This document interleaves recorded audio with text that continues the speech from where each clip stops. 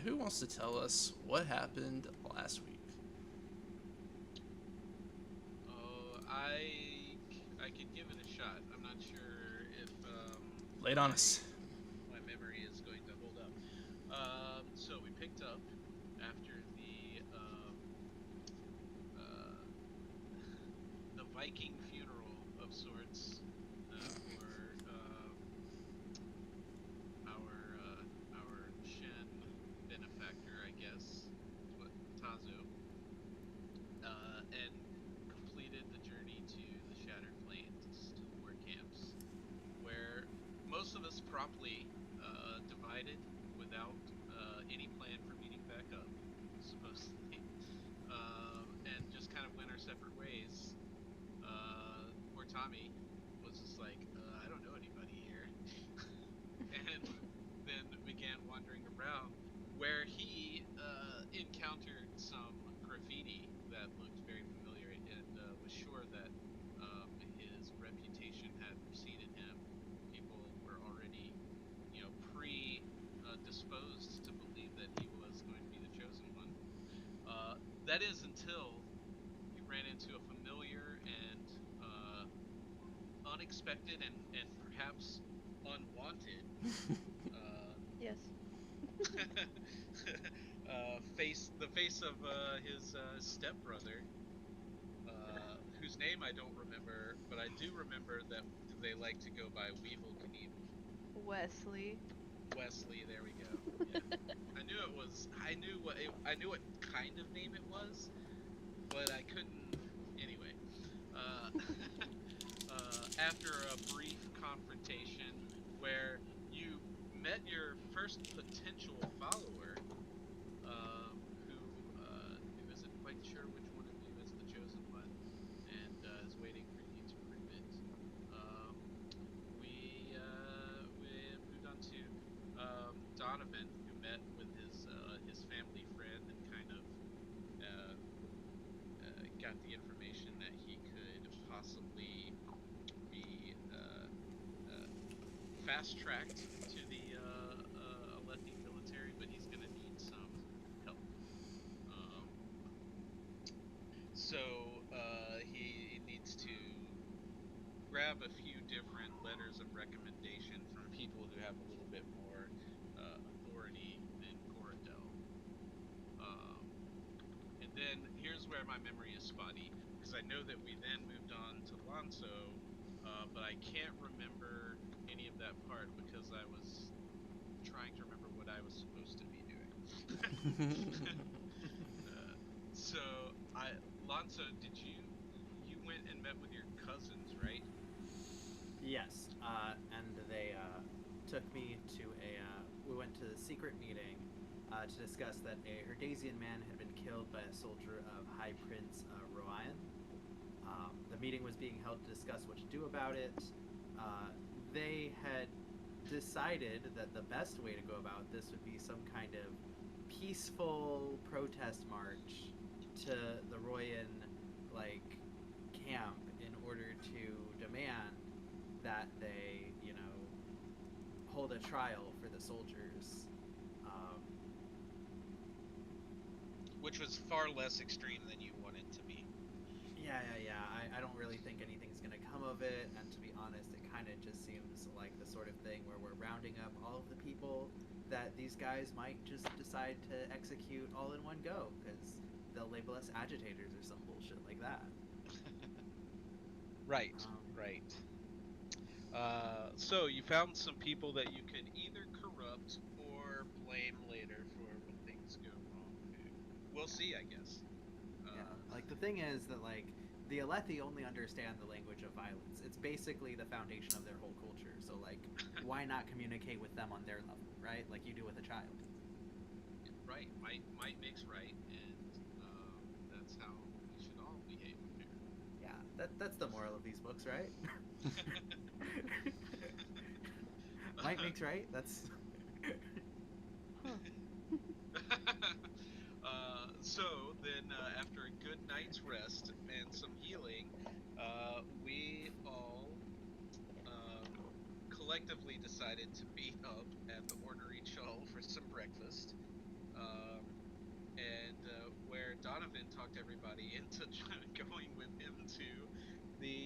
the practice grounds. And when we got there, a friendly, very handsome, very charismatic Bright Lord needed some help practicing for an upcoming duel, and Lonzo and Donovan obliged him. We had a great time. We managed to give him some good practice. Technically, we kind of won the duel, but he'd had a long day. We weren't the first people he practiced with, but I managed to get not just one letter of recommendation, but an offer by Borden that we'd get a second one if we completed a little mission for him, which we decided to give a shot. So we went into the chasms looking for a supposed force of Parshindi, and our mission was to either kill them or drive them off. We kind of got the drop on them, so we didn't even try to talk to them or drive them off. We just commenced battle and killed them all. I don't think even one of them got away. The women and the No, children. No, that one guy did get away. I shot him in the back, but he escaped. That's right. Oh, He had yeah. 1 point of right, we health left. tried. Yeah, he was at 1 hit point. Remember, we made that whole joke about That's this. Like, we're gonna do the Nemesis thing where he system. comes back. Yeah, the nemesis system with him. He'll be there when one of us is standing on the edge of a cliff. Yeah. I mean, probably. Fucking crabs. They're everywhere on this world. But we looted the bodies and headed back to headed back. We heroically looted the bodies. That's true. Heroically. Look, out here, you can't let anything go to waste. It would be a travesty to let things go to waste. Yeah. Good spheres and such. Not to mention wasteful. Right. Exactly. Wasteful letting things go to waste. That's right. So we took all their shit. Again, the whole reason why you fight, as Donovan said, is because when you win the fight, you get to take their stuff. We took all their stuff back, turned in our mission to Borden, and that's where we left off. That's right. He gave you the tip that Liz apparently has been connected to as that name is connected to a voluptuous Alethi woman. Well, he didn't actually say it was Liz. He said that one had been seen talking to a few Shin men weeks ago. Yeah, that's I don't right. believe he tied the name to her, but we, through contact clues, were like, well, that's probably the person. Yes, correct. And Lonzo said We have another lead, right? With Batani, Bright Lady Batani. That's right. May have some information about her as well. So Yes. a couple of different leads and they're all kind of pointing towards Sabariel's camp. Am I right about that? Is it Batani or is it Vatani? B. Okay. Batani is in the Kolinar camp. Okay. But did Borden give us a camp? For where he saw the Liz? When she was talking to the Shinmen, that was in Sabariel's camp, yes. Okay. Just making sure I didn't make that up or something. I feel like something was going on in Savariel's camp. Well, Sabariel's camp is where I was meeting up with the political dissidents. That's right. right. The Herdasians are all over there because Savariel is a lot It's our less little ghetto. strict about that. Yeah. Little Herdaz. Yeah. Their protest is tomorrow. All right. So as we go into today, do you want to talk to Bright Lady Batani, or are you more interested in going to Subarial's camp to look about?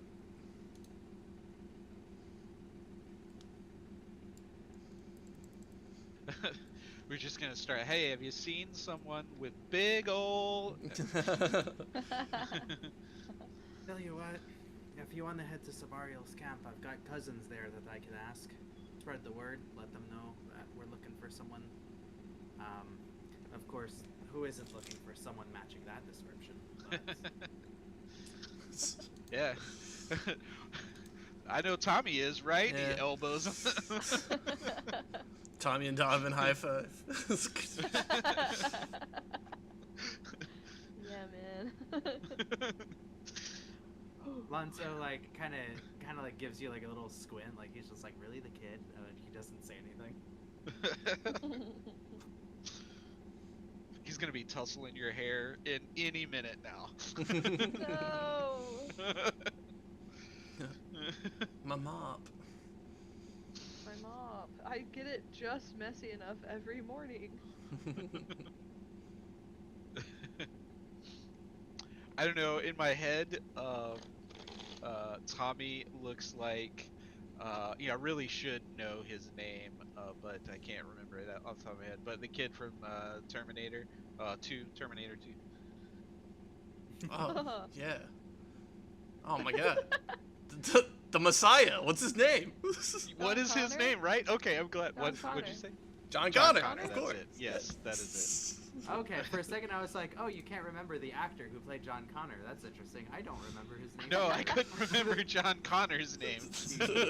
Son of Sarah Connor? So, I couldn't real remember quick, her name either. Well, there you go. I How could old in remember Earth the years is actress Tommy? name. Tommy is 16, right? Yeah. 16 in Earth years?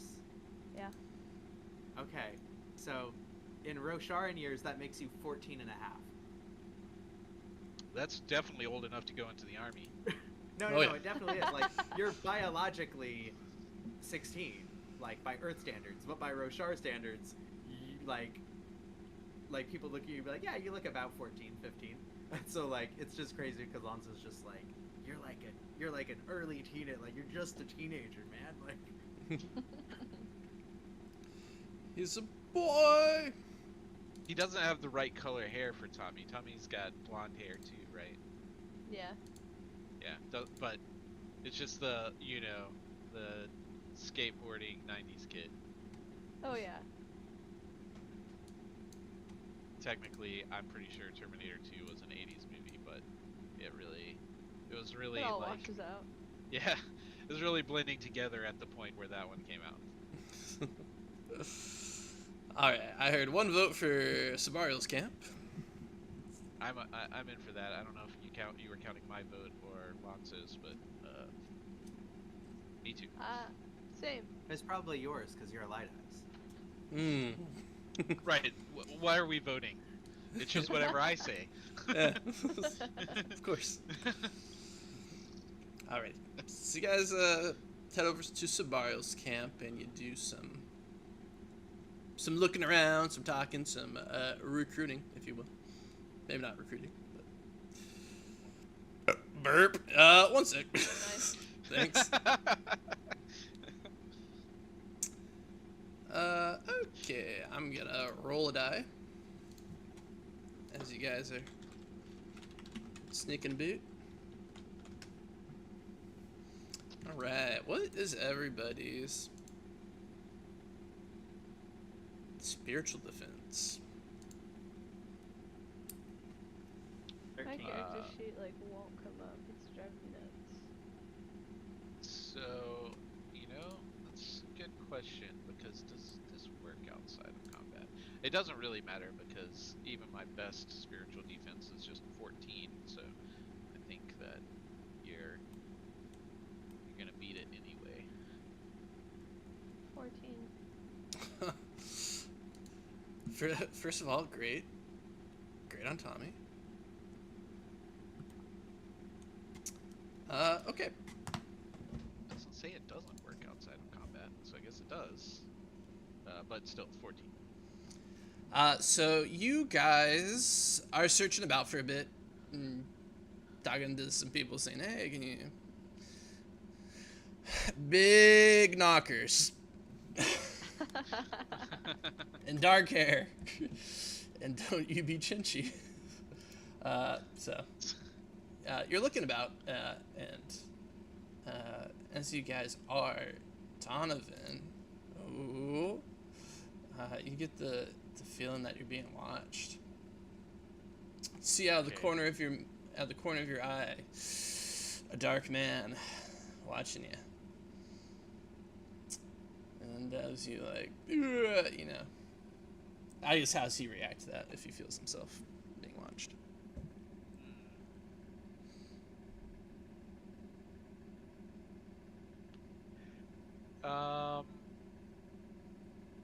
I think he would try to get a look at him without making a big deal. You know, without making try to sneakily get a look at the person who's watching.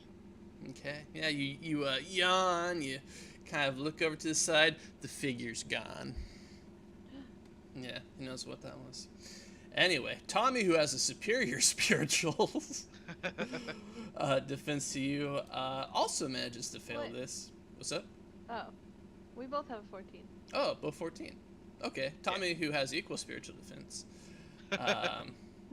also is like, no, actually, you don't notice anything.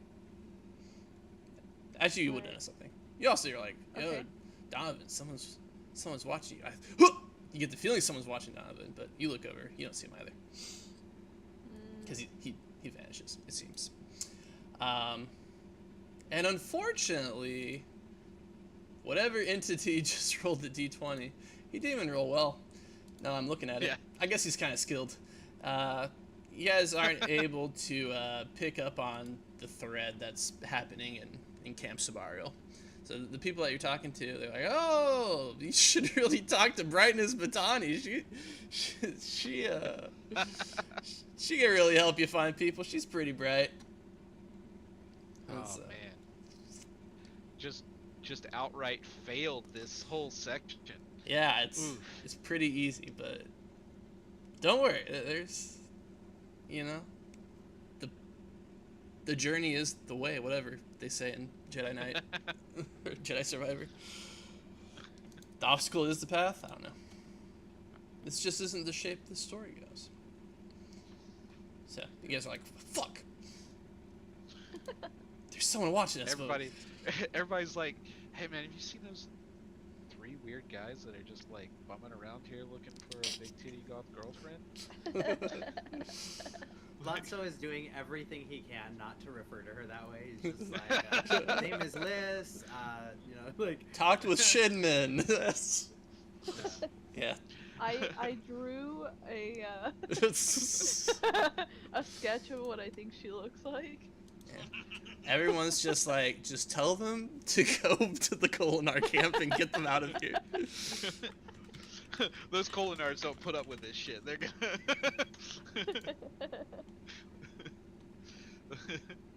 gonna have to sit them down and have a conversation about the codes. All right. Well, I guess this is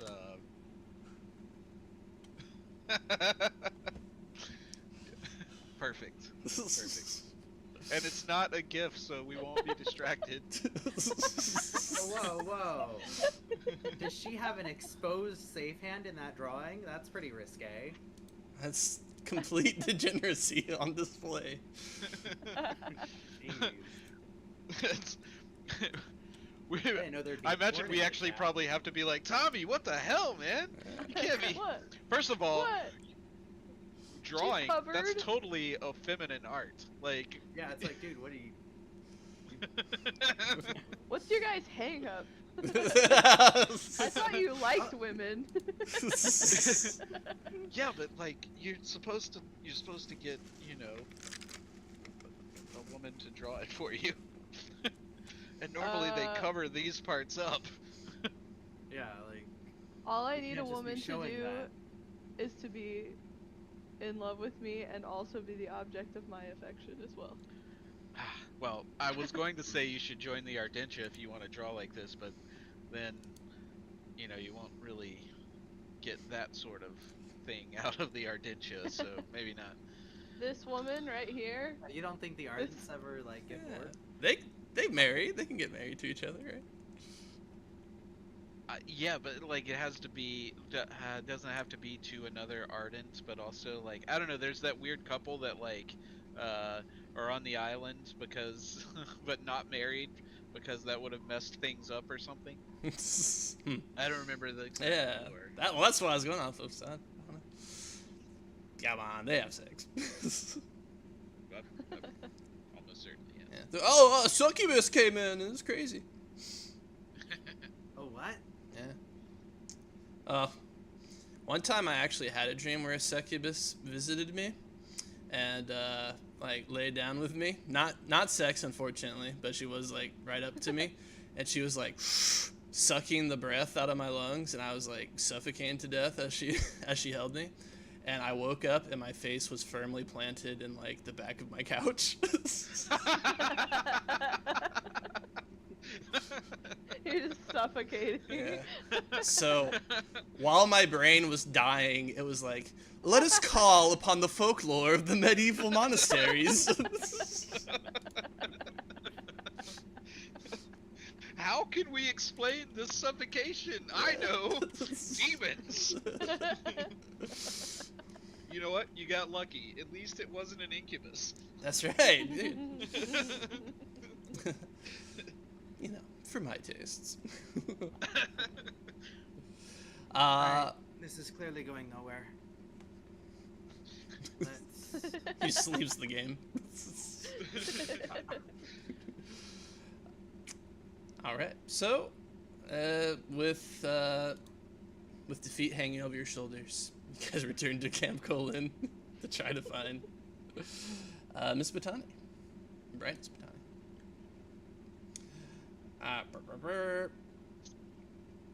So she is kind of like the master of the couriers for Camp Colon.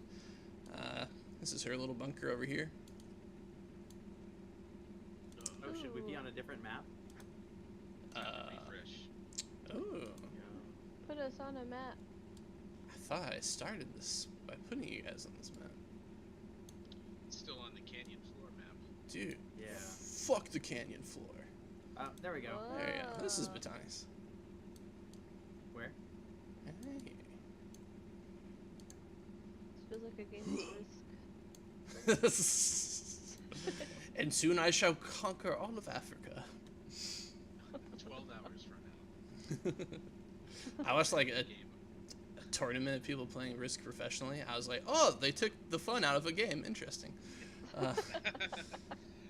I've played Risk 3 times in my life, and each one lasted an entire day for one game. Life moved slower back then. You guys come upon her bunker. We do what? You guys jizz. Guys line up, Wait. whip it out, start jerking off into her walls until she opens the door. Are we not doing phrasing? I've always heard about circle jerks, but I've never had the honor. Tommy, no!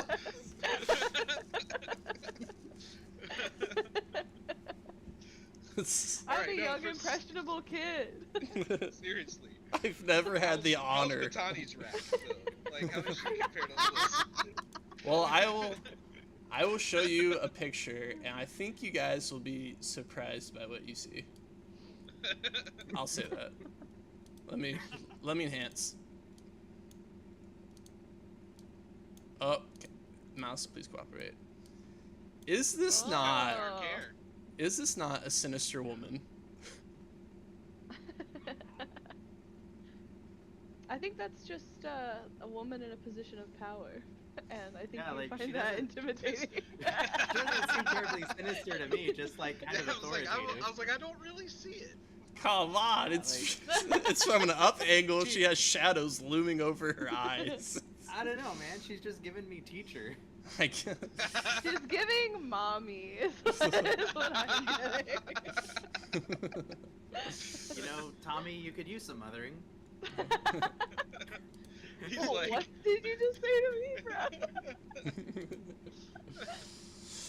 Very well. What, you're like Yes. 14, 15-ish? Yeah, I've got a mom and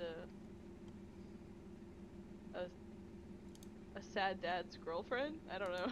Yeah. Where are they? Where are these parents? Did you run away from home?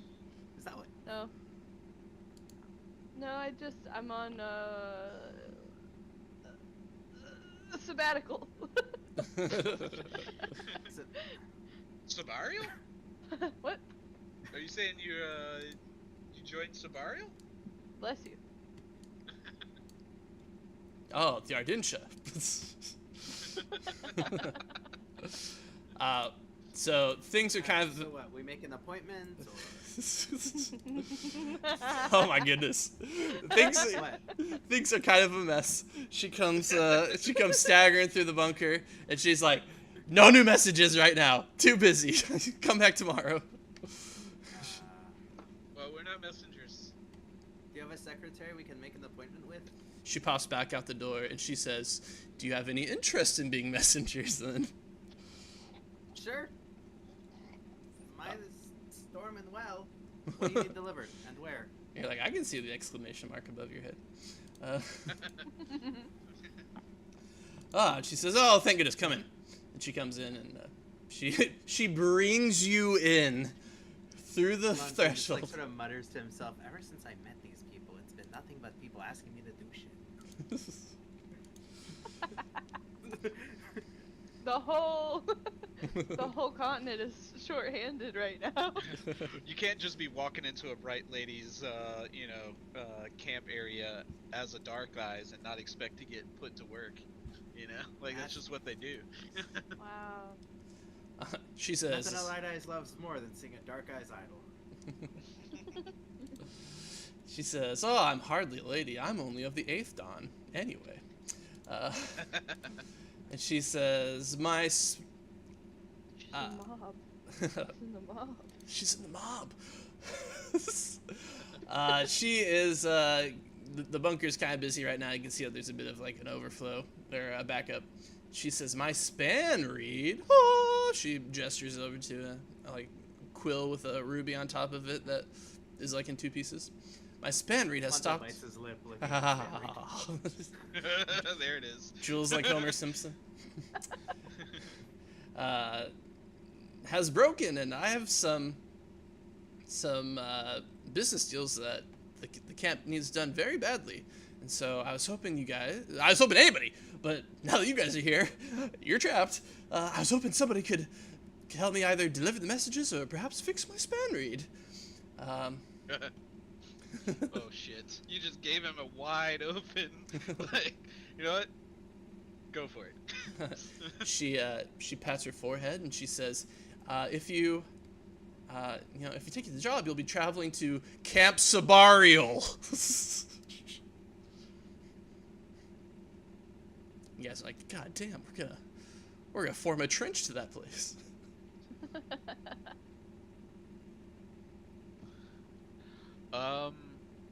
Sure. What do you think, guys? I don't know much about Fabrials, but I can run a message. Yeah. He looks at it, tilts his head, and he says, "I mean, it's already broken, right? I might as well take a look at it. Not like I can do anything to it. Just make sure not to break anything." He kind of steps over to it, and with she's like, "A man? Okay." She steps away. with my reverse engineering expertise, I'd like to examine it and see what I can learn about how it works, if anything. Like how it should work. Like, does anything seem broken? Is anything snapped or burnt? Like, usually when a machine isn't working, it's because some component of it is not quite functioning properly. Alrighty. with you approaching it, we encounter engaged, endeavor engaged rather. Shit. Should we explain span reads for Tommy? Yeah, how about we have, as Alonzo is analyzing the span read, he explains what it is to the audience. Yeah. Sounds good. So for your expertise, I'll give you 1 free success on the endeavor, as you pass the lore test to discover that one of the gems in it is, or sorry, one of the parts in it is cracked. Okay. This part, right here. It's cracked. Do you have any spare parts or potentially a toolkit? Someone would have to make a DC 12 perception check for that one. Hey, Knuckle, come here. You see this piece here? I need you to find me something that looks just like this. Same size, same shape. Oh, who, me? Yeah, Knuckle. Oh, It's you. oh, okay. My bad. I thought you called me Knuckles, like the Sonic characters. Add that to my list of nicknames. Okay. But not an actual list, right? You don't write. I do what I want, man. Says Matani world. peering at you behind a bookshelf. Yeah, I'm more of an artist. And he tucks the picture into his back pocket. What a strange Hello. crowd. Just Alonso, how- what exactly am I looking for? and I will show him again like the piece that's cracked. I'm gonna say, all right. So this here, the device itself, it's a fabrial. It's called a span reed. Basically, these things, from what I like lower my voice. I'm like, heard. So because I don't want her to know that I've never touched one before in my life, but I've like heard. They allow you to write with one of them and someone else in another location. If they hold their span read at the same time, it will automatically write the same thing that you write, so that you can deliver messages across long distances. Awesome. Yeah. So this piece here is cracked, and so the thing isn't working because it's not functioning properly due to the damaged component. It's like So AOL we- Instant Messenger. Yeah, absolutely. Is that a common fabrial in Shinovar? Yeah. Okay. So anyway, we just need to get our hands on a piece like this, and we can fix the whole thing. Okay. So help me take a look. You've got pretty good eyes. Yeah. Okay. Let's see. Lotus will raise the stakes on this one. Raising the Yeah, stakes. seems important. I keep within 20 feet of Tommy. Stay within eyesight. Don't go running off. Let's see. Do I just add a raise the stakes? Yeah. Oh, I And, see. Okay. And you There we should have go. advantage because you're being helped? Question mark. Exclamation point. Me have advantage. Interrobang. GM. I don't Crack think mode? so. I don't think so on a endeavor. Okay. Alright. You heard me. Oh, no advantage. Okay. Taking. Oh, took my whole skill die away. All right. Let's just. Okay, shake it out. Shake it out. First rolls of the day. Got a little something in your eye. That's not bad. Oh! Yeah. 17 with a opportunity. All right. So Tommy doesn't know what he's looking for. He searches around like a freaking golden retriever around this office, and he comes back and he's like, "Oh, is one of these it?" And he basically like drops an entire unassembled fabrial in front of you. As the opportunity on that is there are enough spare parts at Batani's bunker that you can make a whole new span reed out of them. Span reed pair, actually. My eyes widen, and I nod, and I say, yeah, this is, and I'm gonna look, is she watching us work, or is she too busy doing other shit? She's like keeping an eye on you, but she's like writing missives and such. Okay. I go ahead and attempt to make the repair. I mean, it should just be replacing one part with another, I would think. Alrighty. Before you do that, I will go to Donovan, ask what he's going to be doing to help in the encounter. So since you're starting to disassemble the mechanism there, I'll try to make a deduction test so I can help you. Just kind of like, maybe you need to bend the metal out that way, and that will align things better. Something, whatever. I want to use deduction. Okay. The deduction test is DC 10. Oh, that's. Watch me fail that. Easiest DC we've seen so far. Okay.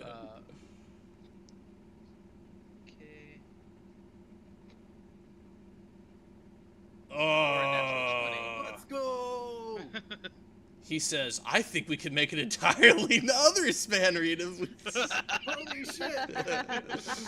We're like the Jesus Christ of span reeds. We can feed a whole village with these span reeds.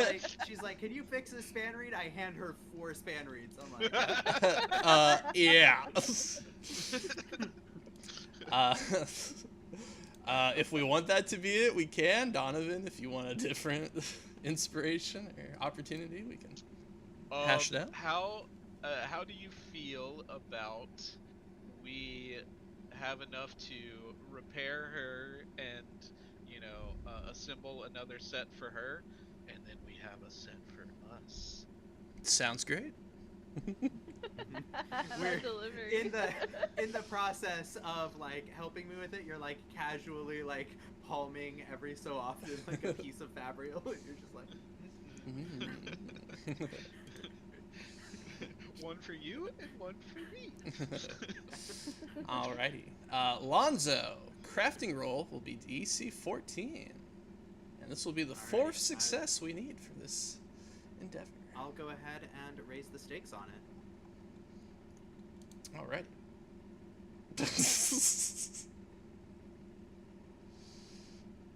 Too many span reeds.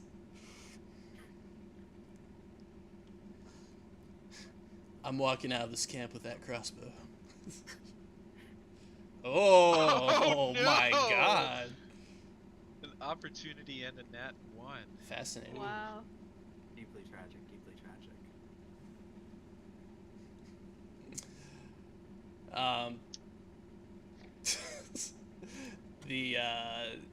The complication is like way lame on this thing, so I'm not gonna use it. It is the character spot a rifle messenger about to reach Sabario's market first. Okay. Are we supposed to like kill him? Didn't know it was a race. Yeah.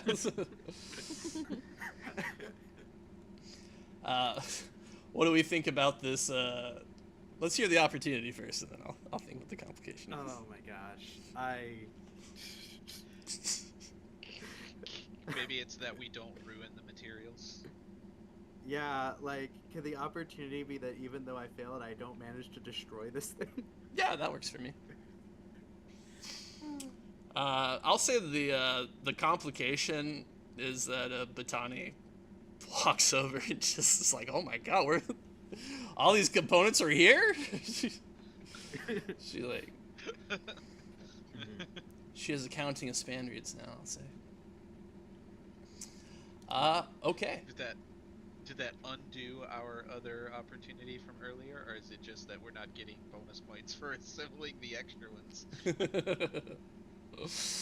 Oh, well, that's a good point. I don't want to undo your hard work. In my mind, I was like, they didn't roll for it, so I can't steal it from them.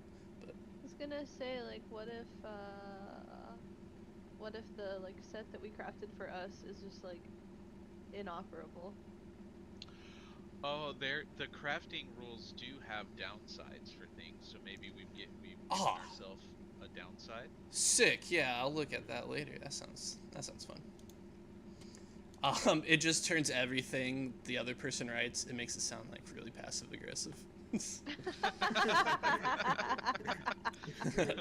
Okay. It keeps dotting all of the I's with hearts. Yes. Are they flirting with Yeah. me? Why do they keep writing back? Are you mad? Okay, so we'll say that was the first round. So that's Okay. 3 successes, one loss. So whatever happens next decides it. So you guys decide what you want your final roll to be.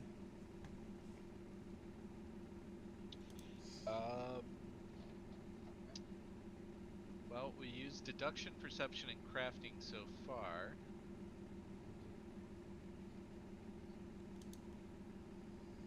I, like, low key, those feel like the only things that are like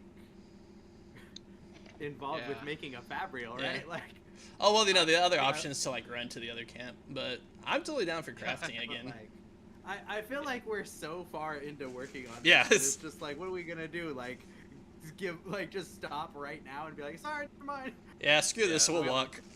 I We would also like to try- technically did lore, but I think the only other thing that I have an argument for would be discipline, for like being, like, okay, you messed up the first time, Oh, but we're still in this. I We're like still, I would. you know. I gotcha. I was gonna say I would almost kind of like to do deduction to see if I can figure out what I did wrong, that. Mm-hmm. so that I can like be like, okay, this was the problem with my previous attempt, so now I can do it right this time, kind of a thing, like almost like a little baby post mortem on like, okay, why didn't that work? Gotcha. I feel like since we used deduction already, I like discipline. If Okay. Flonzo wants to make it, well, I'll set it Sorry at if that's a DC. bad skill I'll for set you. it at DC 10, so it'll be easier than Well, the craft. I will go ahead and raise the stakes on it. I will raise the stakes without you having to spend the focus on it. Oh my gosh. A natural raise the stakes. Grass fed. Also, welcome. No! Oh, actually, Well, that you was a success. It's a success, DC 10, that does succeed. That does succeed. but if you Uh, re-roll the complication, If I it re-roll will the fail. complication, it will fail. Like, so I think I've got to keep it, and like, Take that Maybe- complication. yeah, I don't know what the complication is. Maybe it works a little jank now. Maybe that guy is almost at the Sabario camp. I'm not re-rolling that. He's like, I'm almost there. Yeah. It's so low stakes, I don't even know. It's out of ink. Yeah. We'll just stack on top of the span reed being like a possessed ghost. It's like really cursed. But yeah, you managed to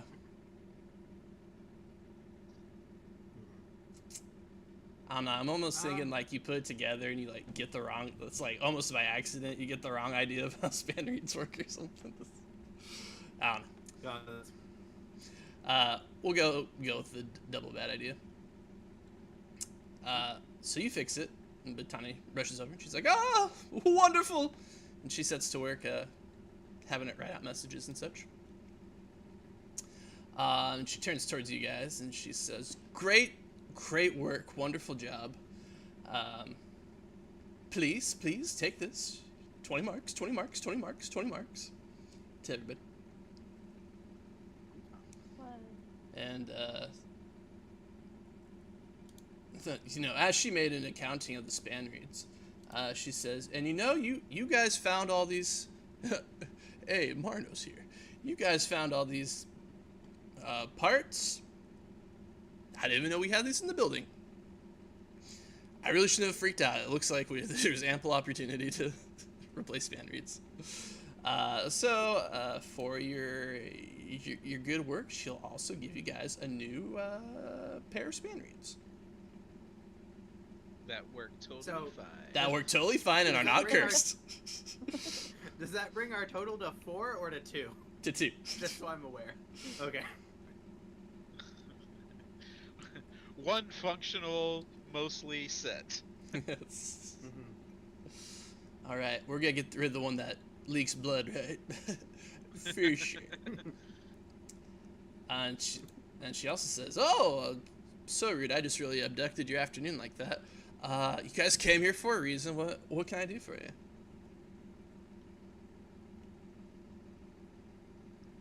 Huh? Oh, we hear you. Bananza's like completely forgotten we were here for something. It's like, what? It's just like looking at the Spaniard. Like, He's messing with a screwdriver. This one is really nice. Well, we heard you were the person to talk to if we needed information about the camp, about people in the camp. "Oh, well, I am the mistress of messages. Since you guys did me a good turn, yeah. What do you want to know? Who you want to know about?"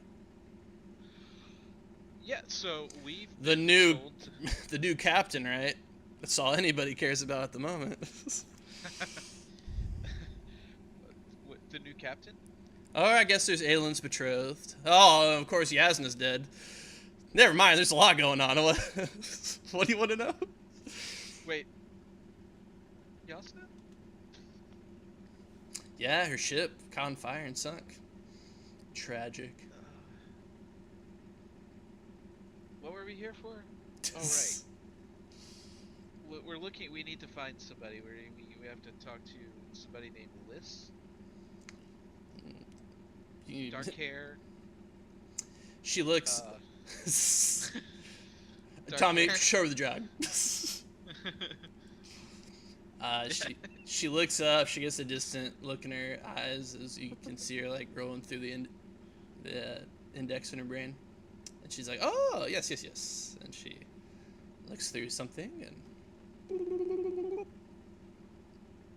and then sees you guys looking at her and like turns her back towards you and reads something, and she comes back and she says, "Yes, I do have a message concerning an individual named Liz. They are, they were seen talking to the proprietor of the Red Rock place. Red Rock place. What's it called? The Red Rock Bud. I was so Red Rock close. Casino Resort and Spa? No, Red that's in the Rocks, Pier Lake. where some of the best bands play ever. Yeah, it's there's a gambling den called the Red Rock Bud.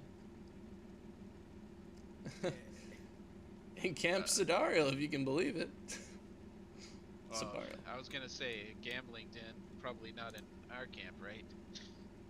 Oh, actually, a gambling den in the Aladar War Camp. My bad. It's only open at night, and she looks out the window. She's like, "I seem to have monopolized your entire afternoon." So. Well, that's sounds like a place that's open at night anyway.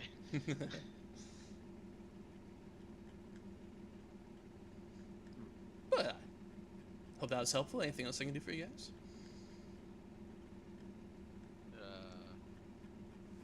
Do you guys have any? You guys looking for any information?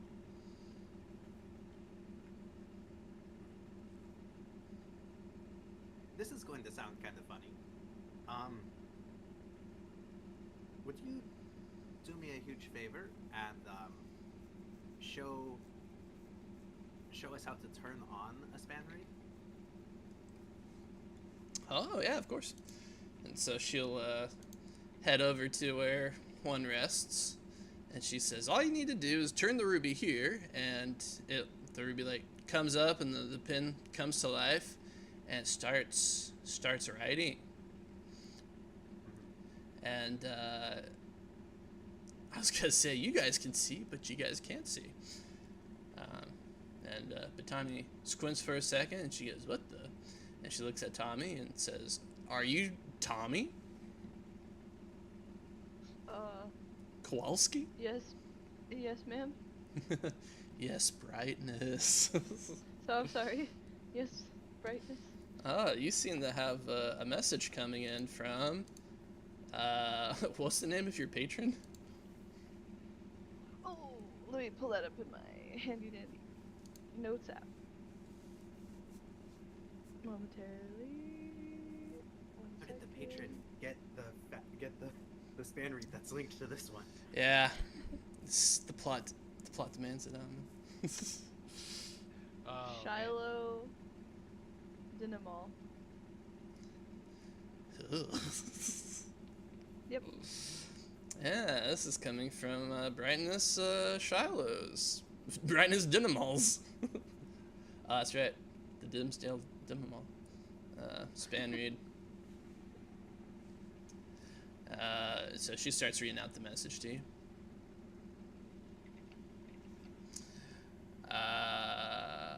And what's your girlfriend's name? Fazia Amadon. Fazia. Can you spell it for me? Fosia. All right, I have my notes open. No, now spell it again. Fosia.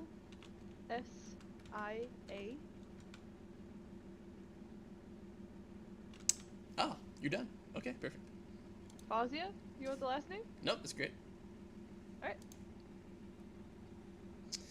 And My friend. yeah.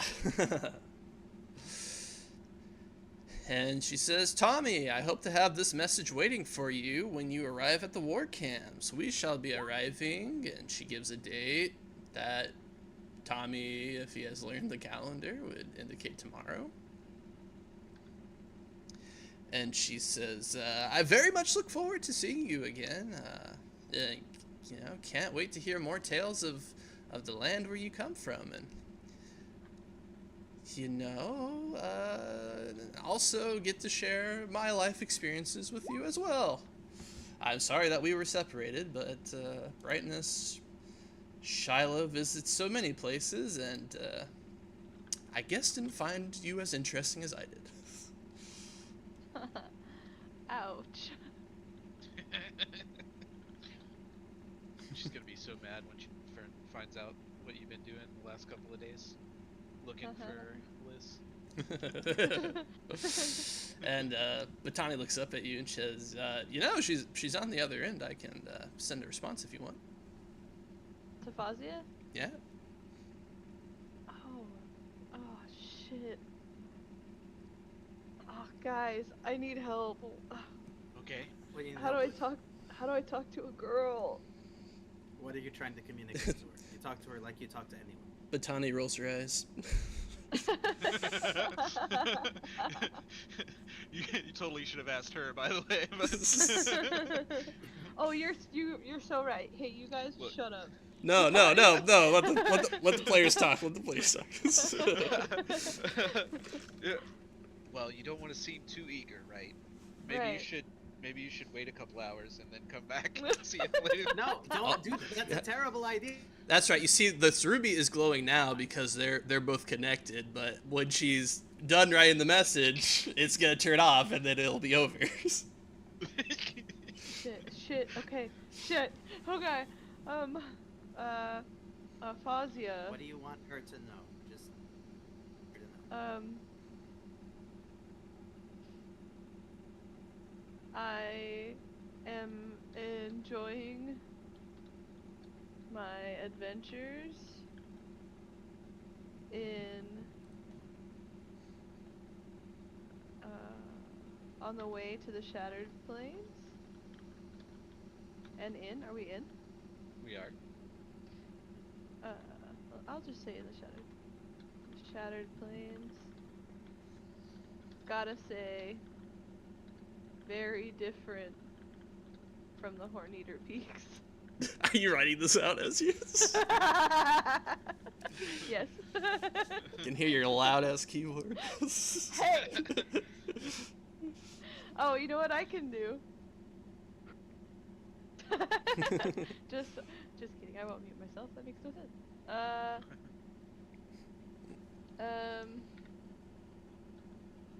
Look, as a fellow loud-ass keyboard user, you just do what you gotta do. it's just so uh, you know. Satisfying. So productive. Yeah. The law firm had like all mechanical keyboards, and I was like, this place is so productive. Clackety, clackety, clackety. I look forward while I'm enjoying this trip. I look forward to our future adventures together. Man, none of us can read this, but Tani is saying whatever the fuck she wants right now. And then I want to sign it as TJ. If that's okay. Fine with me. All right. All right, send. All right, we'll see if we have. Full send. See if she has a response message. A few minutes pass. The span read starts writing, and then it crosses it out and then turns off. And Oh no! but Tani says she's letting you sweat it out. Oh. We're so in, my guy. And he, like, You think pats so? you on the Oh back. god. Look, why would she cross it out if she wasn't invested? Oh my god, you're so right. That thing that you did where you got so anxious about what to say to her, she just Yeah. went through that exact same thing. Oh my god. That's right, because she wasn't expecting you to be on the other line. Wow. She had a mini panic attack, like when you call somebody trying to leave a voice Oh, message yes. and they answer the phone. Oh, you panic and hang up on them.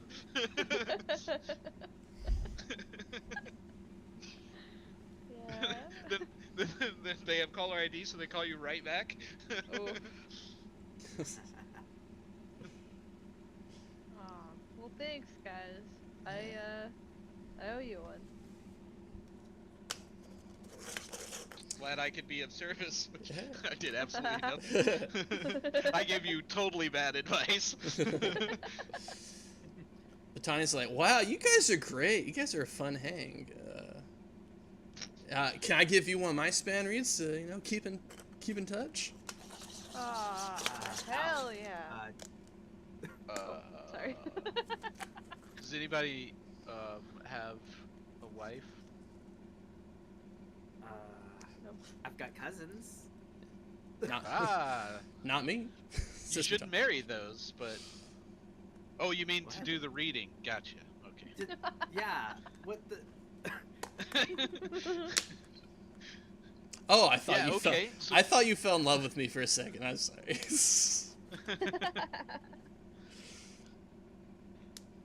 Wow. Yeah, Yeah, that makes we'll sense. take one of those span reads. No, now I'm like, they're all illiterate. They can't. You'll find somebody. There are services. All right. I can read. I mean, Yeah, glyphs, of course. yeah. I could find somebody that could figure it out. Yeah, we all saw you read that glyph. Yeah. I'm I a guess glyph. technically I would be able to do glyphs. Yeah. Oh, Yeah. I am so sorry. I forgot the entire point. I put that scene in there. In session 1, Tommy mentioned asking Fozzie about the glyph that you guys found on the dead body. Right. Oh. So, yeah.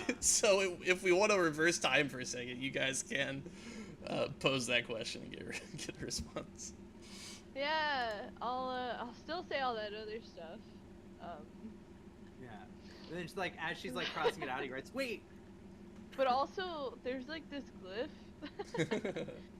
Alright, so I'll say, Fazia, I'm enjoying my adventures in the Shattered Plains. We came across this glyph on, who was it on? One of the bandits that attacked you, Bandit.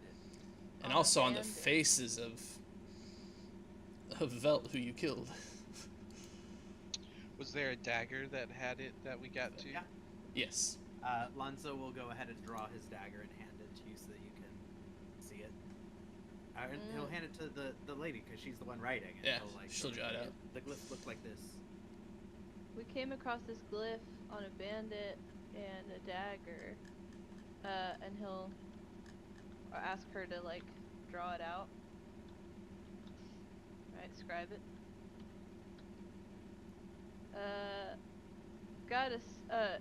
Then he'll say recognize it. And then next subject, gotta say, very different from the Horn Eater Peak. While I'm enjoying this trip, I look forward to our future adventures together. XOXO. Tommy Wait, no, boy. don't add that part. Oh. Oh, sorry. Take it back. Take it back. Cross it out. She's scratching it out. We wait for a response. And Batani starts to read out. She says, "Oh yes, I've seen this glyph before in a book I read recently known as Words of Radiance." It's a good book. Yeah. It says an archaic version of the polyglyph. I believe that represents the Truth Watchers, an order of the ancient Knights Radiant. And then the pen shakes for a second, and in like a completely different script, this is Lady Shiloh talking.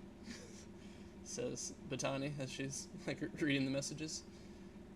Lady Shiloh adds, "An ironic name if ever I heard one."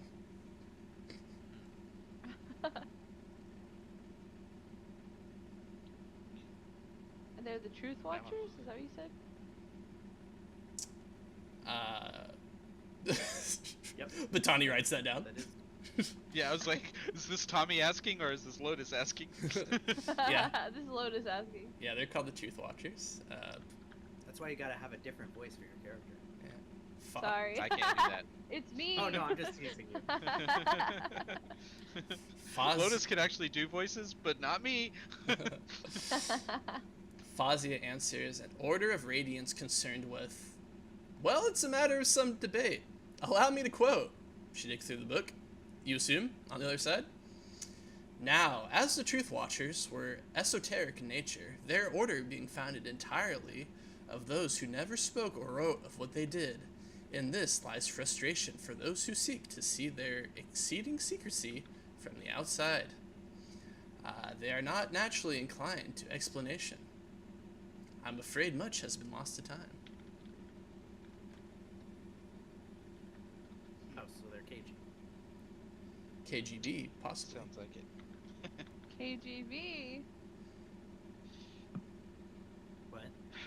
So first, there's first Honor Blades, now Lost Radiance. What the hell is going on?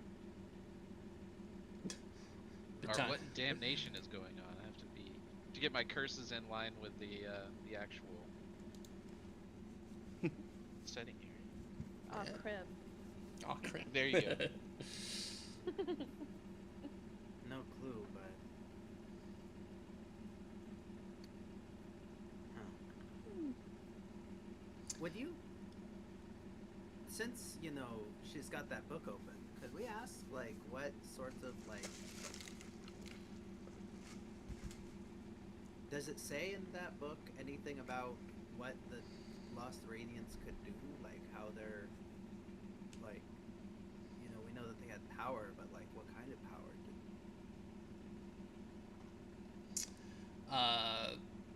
did. In the handwriting of Brightness Shiloh, it says, "This knowledge was lost for good for a reason, a definitive period." And then Fazia takes over. And she says, "Supposedly the Radiants were capable of, in quotation marks, surge binding, a method of manipulating the fundamental forces of Roshar, gravitation, illumination, cohesion, that sort of thing."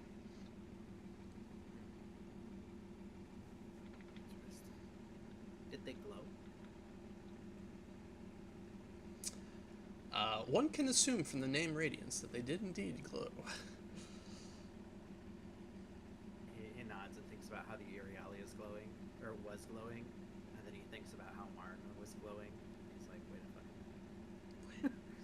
fucking Marna's a minute. plant. Rest for a minute. Did Veth also have a little bit of enhancement going on? He did not. He was just awesome. No, Okay, Veth wasn't okay.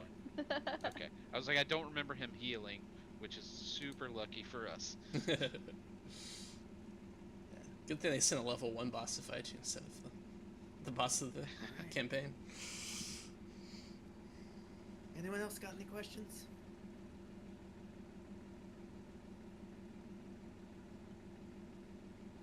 I don't think- Just one. Anybody up for some chowder? Oh. Hey! No, I meant for like the span read. Oh, Oh. I guess not. Just Switching to computer. Yes, I am. plugged in. All It's right. gaming. Alright. Well, I guess we should go check out this gaming hall. Yeah. I bet Is it Marta a- would love to check it out. I was gonna say, is it a gaming hall or is it a gambling den? It's a I game. mean, same thing, right? Little column A, Well, little ga- column B. Well, gambling is you're trying to predict the future. Gaming is you're playing against each other and making bets against each other. I guess it would be a gaming hall in the sense that, like, because they still bet on the games, depending on, but like, I don't know if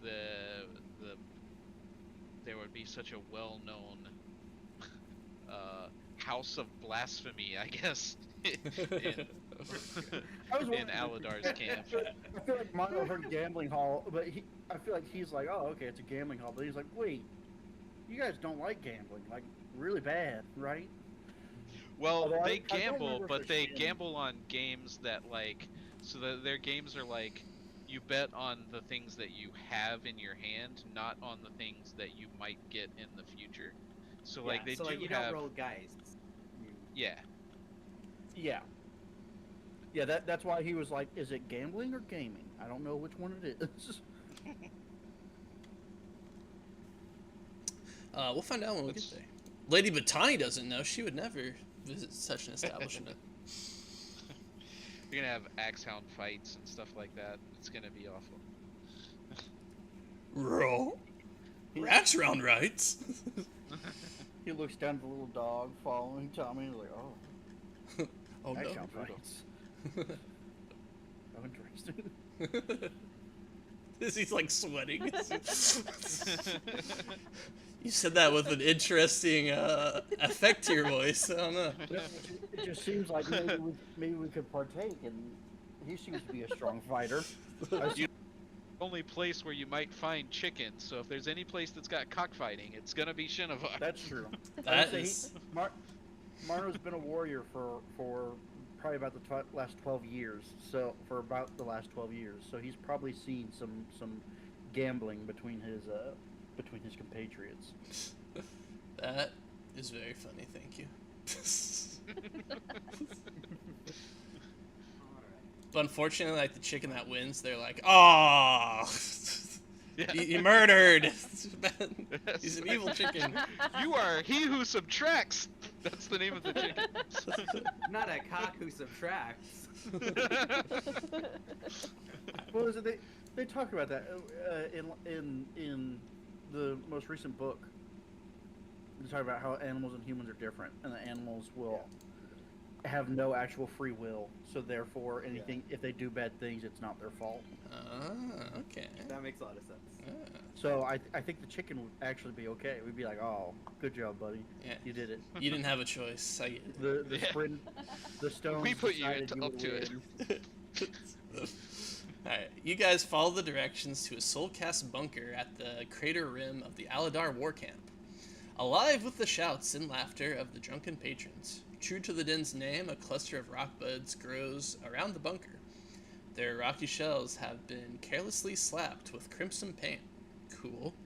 The dim glow of sphere light and the warmth of the hearth draws your attention to a dugout stairs leading down to the venue proper. Inside the Red Rock Bud, rowdy guests share their drinks, stories, and forbidden games of chance. Forbidden games of chance.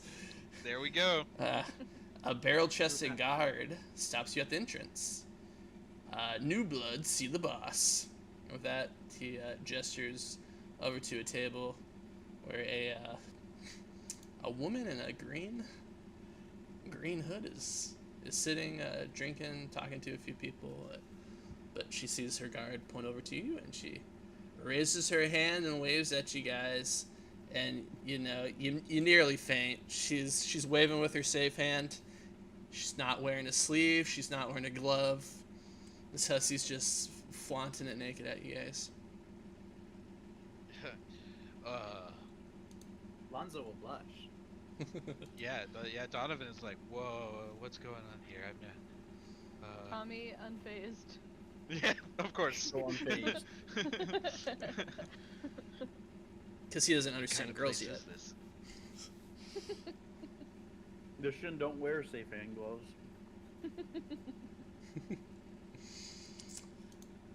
And she'll wave you guys over. Donovan's not leading the way. Tommy will. Come on, guys. Lonzo will like go and follow and be like, what is going on here? Like, just very curious. You guys can barely see her fingers right there. Is that like a spark flicker on that she's got going on there? Is It's- she her Daisian? It's a knife. Okay. It's Okay. just I was Ugh. gonna say, like, it's just like cut weird. That's actually like the hilt of the knife, and then which is the spike to the left, and then the blade shoots upward out to the right of her picture. Oh, okay. Okay. I'm sure it's fine. And so as you guys approach, she says, "Oh, I see the child is the greater of the species. Please, have a seat. Let's talk. What brings you to my establishment?" She snaps her fingers and says, "You guys like cheap liquor or expensive liquor?" Um.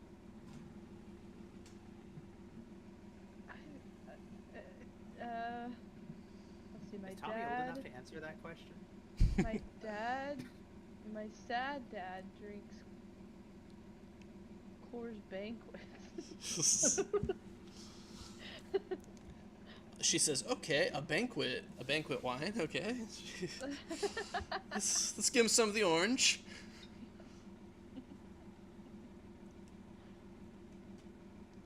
Oh, sick. I'm not terribly picky.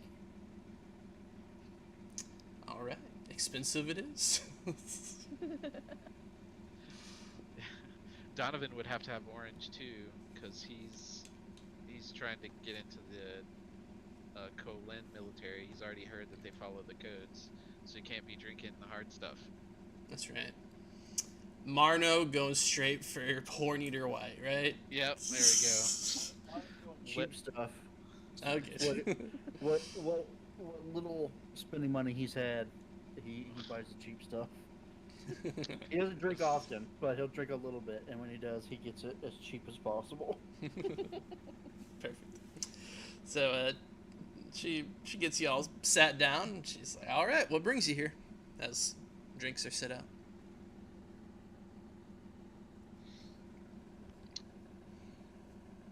Oh man, who's gonna face this thing? We're looking for somebody. A woman named Liz.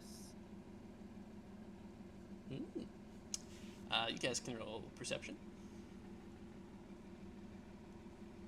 Everyone? Yeah. Oh yeah. She's a friend of a friend.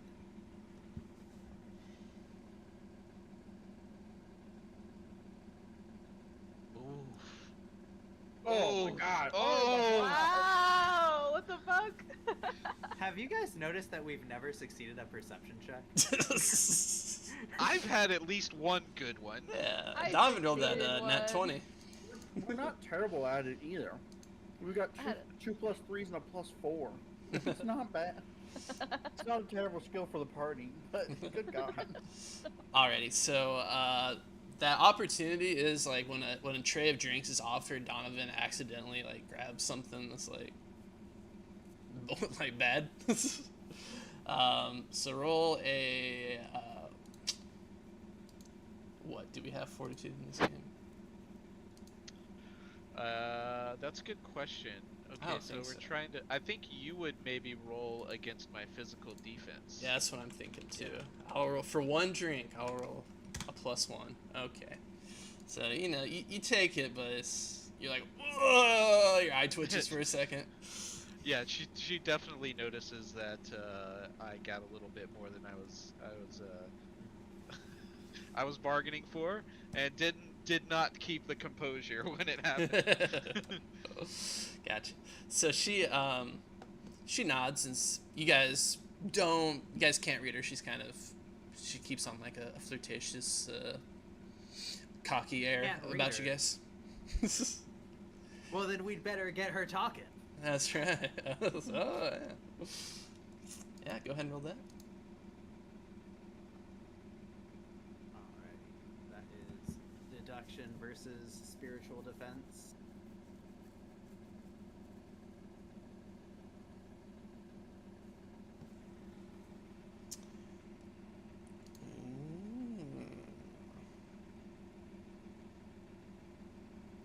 All right, let me check character sheets real quick.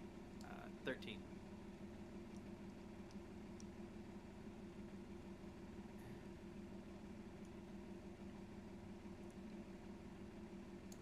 All right, show me your secrets.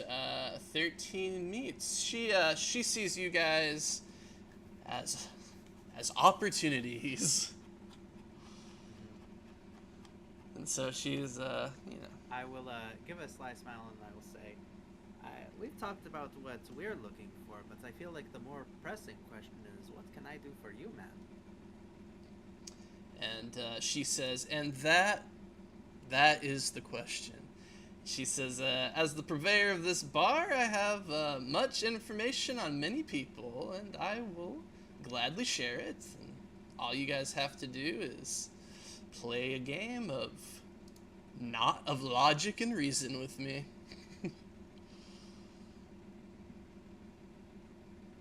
Sounds like an interesting game. Is that a game you may have heard of before? She offers to play the mink game with you. What's it called? That's the one where you the tile. With It's the tiles? one that's like, yeah, Yeah. the fucking like Pieces. The one that's like Warhammer, but also like Magic the Gathering. Yeah. It's just called Pieces. That's Towers. That's Towers. That's the one in the last book. But there's a tile game that you have to match the other person's tile. Like one person has like a pattern set, and then everybody else tries to match it. First one that gets the match. Oh, yeah. Wins the pot. And if Yeah. you call and you don't get the match, then I think the person who was set the pattern gets the money or something. Okay. And a percentage goes to the person, I guess, the closest that got the closest. Nice. But that, yeah. So she says, we'll all take turns playing this game, getting to know one another. Each time someone is the mink, I'll ask them a question about themselves, get to know them, and once the game has been decided, the depths of my knowledge are yours to plunge. That sounds like an innuendo. She strokes I your don't cheek with say her what I think. sexy hand. Oh man, I'm gonna be so distracted this whole game. She keeps like fiddling with the tile with her safe hand. Like, why is she doing that? Is she noticing me notice? Oh man. All right. Do you guys want to do a quick aside that you guys will find hilarious? Yeah. So, I know the Lonso and DDM have not been around to hear me talk about how often I misinterpret things, but finally, I got it right. Oh, congratulations. Yeah. I mean, I didn't do anything differently. It was just I was right this time. Nice. So, uh, yesterday, um, the people from work were like, "Hey, we're going to get drinks after work." And I'm like, "Okay, fine." Yeah, I was like, "I'll go." And the first like two places that we went to were like one was crowded and the other one was crap. So then they're like, "Oh, look, we're gonna go to this place." There's like fake like or this the trend with the speakeasy thing that's popular now is one of those places. They had to find the code word, and then we have to go like to this hotel, and then like go down like to the basement, and then find the guy and give him the code word, and then like there's like a bookcase that slides aside, and then that crazy thing. So, but anyway, the place was like styled like a Cuban like bar or whatever. Hmm. And so as we're going in there, um, it's pretty dead because it was storming here yesterday, and so there's not very many people in there. We get a table, and I notice whenever we get in that our table is all the way at the back. There's no more tables behind us, and I sit in the table that is closest to the back. Just that's just how it happened. Wasn't intentional or anything like that. But while we're talking and having drinks and getting food and stuff like that, I keep like you get that feeling where somebody's looking at you, and I keep getting that feeling, and seeing like out of the corner of my eye, there's this lady at the bar that is looking in my direction, and I was like, I was like, what is going on? Why? And she's smiling, and I'm like, what? I was like, I don't know this person, but I wanted to do the thing where you like turn around and look to see who they're looking at behind you, but I was like, that would be be really obvious, and also I know there's nobody behind me because we sat in the table that where there was no tables on the other side, and so um, I just ignored it, because that's what I do in these situations, pretend like that's not happening for like for like 30 minutes, and then at some point I had to go to the bathroom, so I got up and left, and as I walked by, um, I just did the thing. I completely ignored her, right? And I was like, what? I was like, but then when I came back through, behind me was the DJ booth, which was empty when we came in. But at some point, the DJ had occupied that booth and was sitting there, and I was like, yes, I didn't do something stupid, just like I always do, and this time I was right. Very Because good. so many times I've told you guys probably 3 stories where I'm like, I don't know, this weird thing happened, and then finally everybody tells me, oh, that person was trying to flirt with you, and you were stupid. I'm so glad you didn't go to her and be like, listen, I'm flattered, but I'm married. Exactly. This is why I never acknowledge anything like that, because the, the chance of getting wrong is way worse. Anyway, let's continue. All right. So the way it works is that this is gonna be a conversation with her.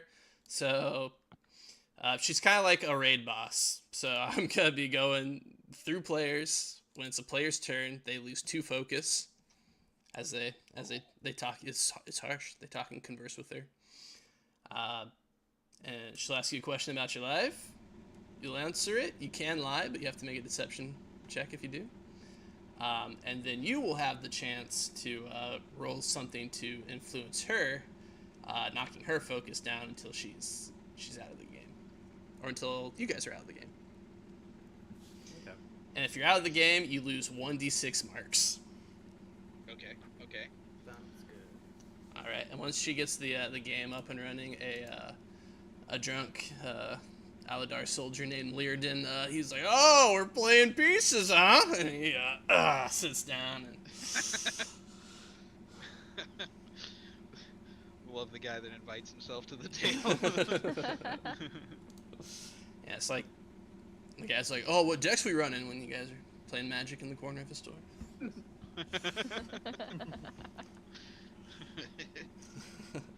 Well, my Eldrazi deck could totally totally wipe you guys out. Yeah, I don't like- have it with me, but you know.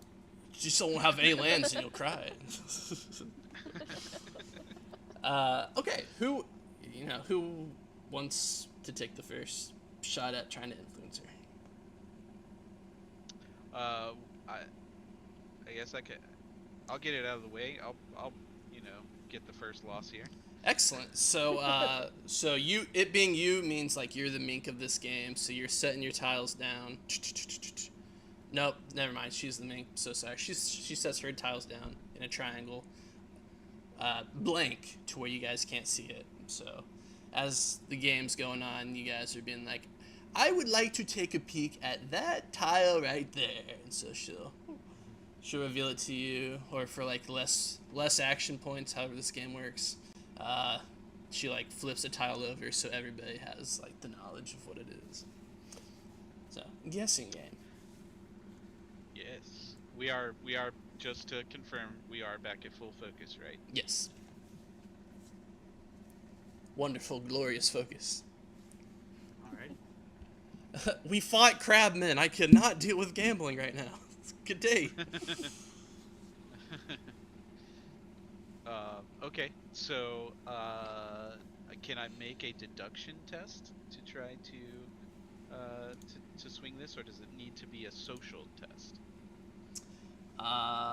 Deduction is allowable. Nice. All right, DC so- 13. Okay. Yeah. Okay, he's going to try to figure out the best pieces to start with here, and only a 10. Okay. Great bonus. Shitty dice roll. So a 10 doesn't fly. You're trying to like figure out what her game would be, but you just like keep looking at those long fingers. So you lose 2 focus for your game, and then you also lose a Think about what focus. she could do with those fingers that she couldn't do with the other ones. That's right. On her right hand. And you also lose another focus for failing. Ooh, Yeah. Are you able to absorb That's- that, or you have? I am. Yeah, Okay. I've got 2 left, in fact. Ooh, wow, you can do a whole nother round. And she says, "So, I'm a different guy now." She says, "So word around the den is that you were seen dueling with Prince Adolin. What was that about? What was going on there?" Oh, I don't know if I would call it a duel. He was, I think he's training for some kind of big fight or something that's coming up. We helped him out a little bit, but yeah, it's just he was already tired, and we got to go around with him. It was fun. Seems like a good guy. Oh, well, I heard you got some sort of token from him. Do you mind revealing what that was? Oh, just a letter of introduction. I'm trying to get into the Colin, army. Nothing important. Okay. She nods and says, "Okay. Thank you." All right. Who would like to take her on next? I'll go. Let's get the 2 people that know what a safe hand is out of the way, huh?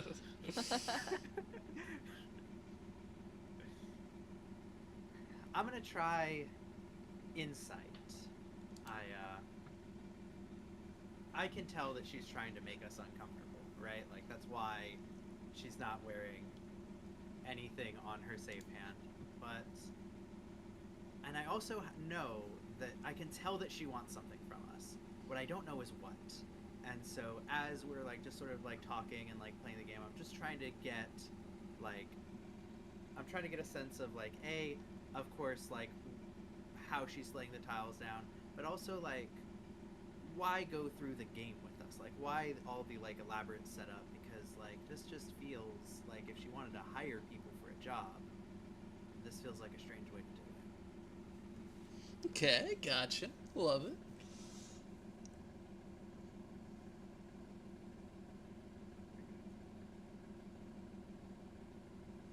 That's good.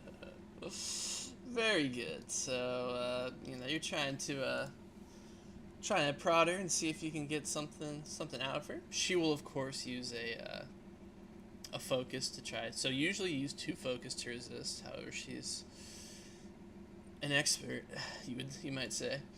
So she only uses 1 focus to try to resist giving any information away to your prodding that you're trying to get. All right, 1 point down, 3 to go. All right, and she'll counter you. She says, "Oh well, if you think this is about finding out if you're useful to me or not, why don't you sell yourself, Alonzo? What sort of skills have you picked up in your long life?" Well, I can do a lot of things. I like to build machines when the opportunity presents itself. I know how to design a lot. I know how to build a lot of stuff, actually. I'm a decent enough archer. Good at, finding things that people happen to have lost, occasionally in unusual places. I just sort of give a little shrug as I'm trying to think of anything else, and I pause and then say, that's most of what I'm good at. And she'll nod her head and says, "Hey, someone always has a use for someone who can find things." Tommy or Marna, which of you are going next? Marno will go. Kind of in a similar vein to how Lonzo just used his insight. Marno would like to use his discipline, as games of the mind like this, when people do this, often frustrate him, as he's used to solving things with muscles and fights if need be. But I would like to use his discipline in order to keep his cool and focus on the game. Okay, perfect. Go and roll for that. Subtract 2 focus. And Lonzo, I didn't say it, but subtract 2 focus if you haven't already. Oh, it Sounds costs 2 great. focus to attempt? Yes. Okay. An 18. Ah, success. Yes. Alright, so she'll lose a second focus trying to play you guys and stay calm as one person's obviously not having a good time, and you're just trying to be okay, we're moving things along, trying to keep everybody happy. The life of a GM.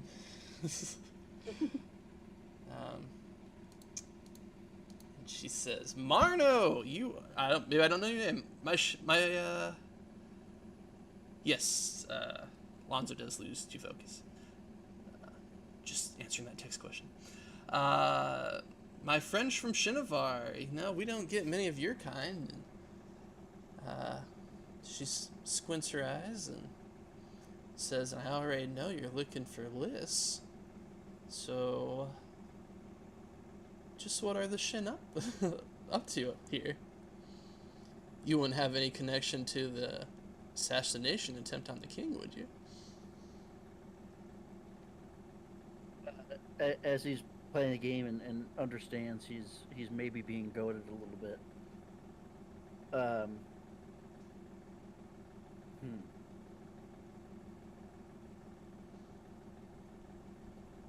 He will say, "I'm a soldier. You've met many of my kind. And as a soldier, I do as I was told, which was to find Liz." All right, I'll let that one slide. All right, Tommy. It goes to you. So you lose 2 focus for the round, Right. and then you can attempt to beat her. How's Tommy playing the game? What's he? What's his strat? So he's reading it based on what he knows, which is like skate tactics. He's like, is she doing the big stair set because she likes the risk, associated with it, high risk, high gain, or is it just competitive? Is it just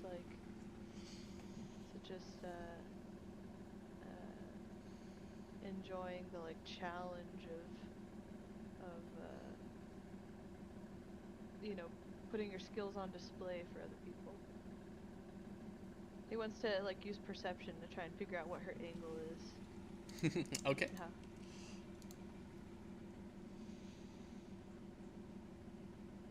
Okay. Okay. Okay. Fine. Do you want me to roll? Oh yeah. Okay.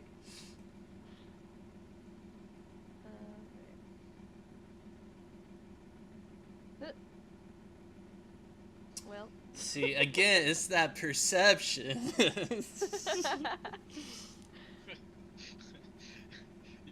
picked the cursed skill to roll, apparently. Well, it's either that or survival, and I was like, I don't know how to talk my way through that one. All right. Tommy loses another focus. Bro, that's all my focus. Oh, so you're down to 0? Yes. All right. Tommy is out of there. Damn it. So. Tommy reveals his tiles, and he just put them into a design he thought was cool. He doesn't know how the game works. He's just he's stacking them. This is the weirdest game of Scrabble I've ever played. He's using one of the tiles as a tech deck. He's just Skating around, grinding across the edge of the table. So you lose 4 marks in the bet. Damn it. And she says, That's alright. Tommy, a lot of people are saying you're from Shinovar, and a lot of people are saying that you're from the Horneater Peaks. And so I'm curious to know where you're really from.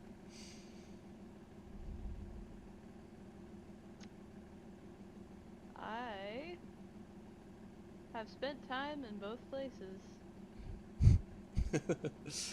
Okay. So I'm I was gonna say I'm kind of a rolling stone, if you will. I hear they gather no moss. So that's a lie. going So wherever the roll. ice storm throws you, huh? So go ahead and roll deception for me. Okay.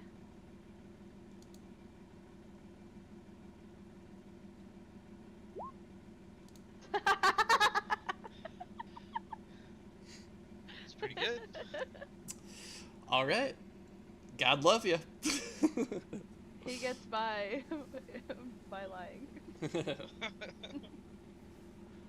All right. Then we will. Lying and survival. All right. End of round 1. We'll start the next round. Who would like to go first? Well, I got 2 more focus. I could try again if you guys want.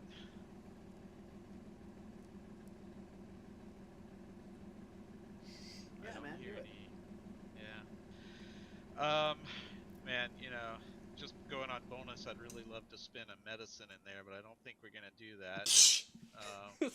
So I guess I'm gonna go for lore, and he's trying to play the game instead of playing her.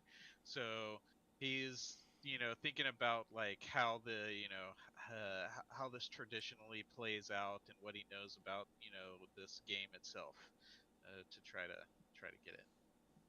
All right.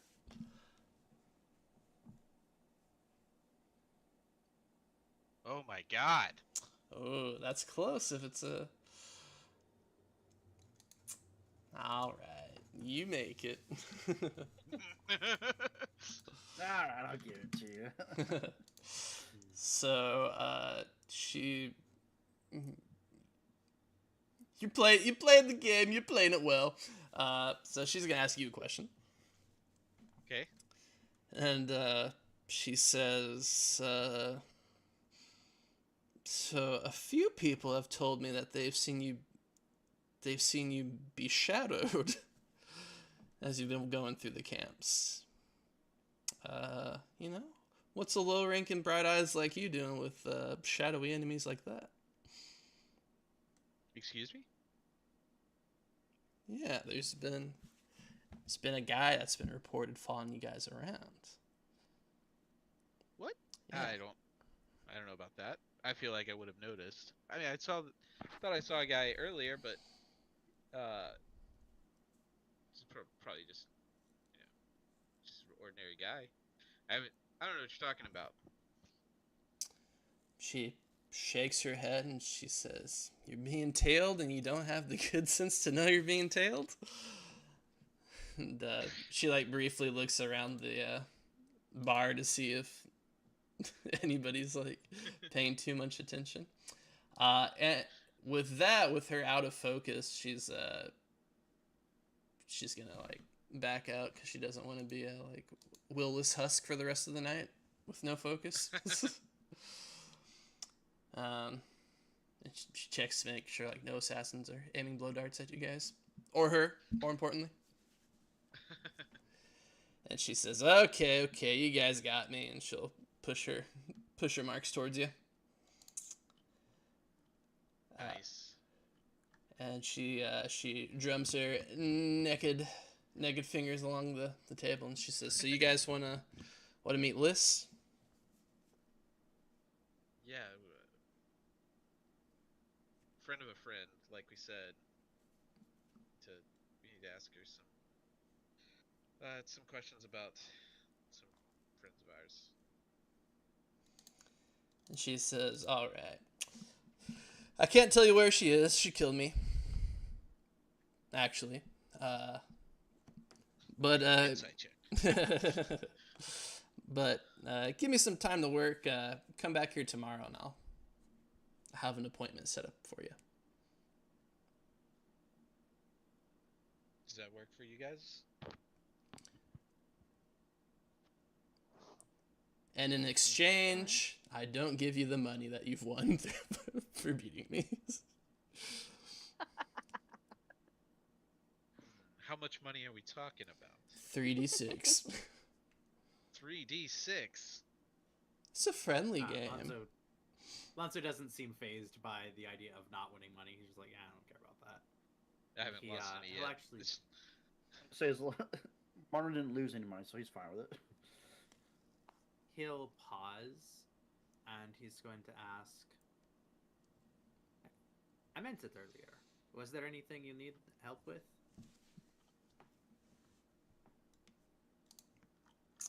Other than just he gestures down to the tiles and he says, "Friendly game." He's just over here like, I know she was giving off a vibe of wanting our help with something. She clucks her tongue and she says, "Sorry, but only good that you guys could provide me is to give me information on yourself so I could sell." She's like, "I don't need any other farm hands at the moment." She looks away boredly.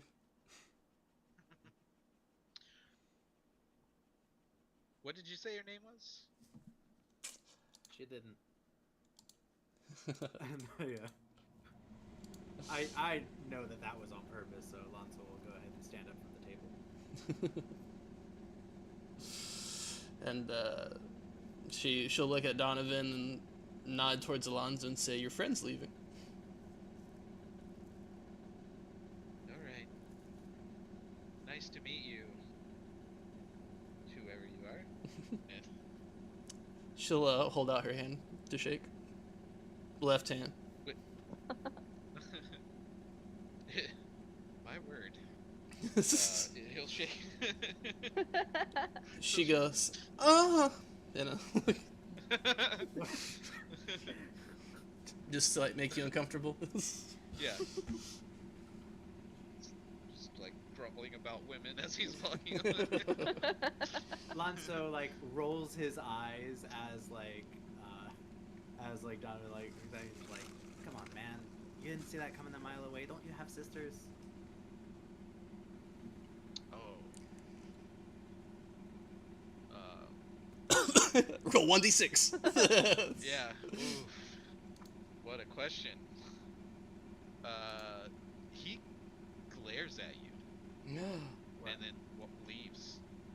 Ooh, backstory. I just sort of shrug and watch him leave, and I look to Tommy and I say, "My sisters pull that shit all the time, or pull that crumb all the time."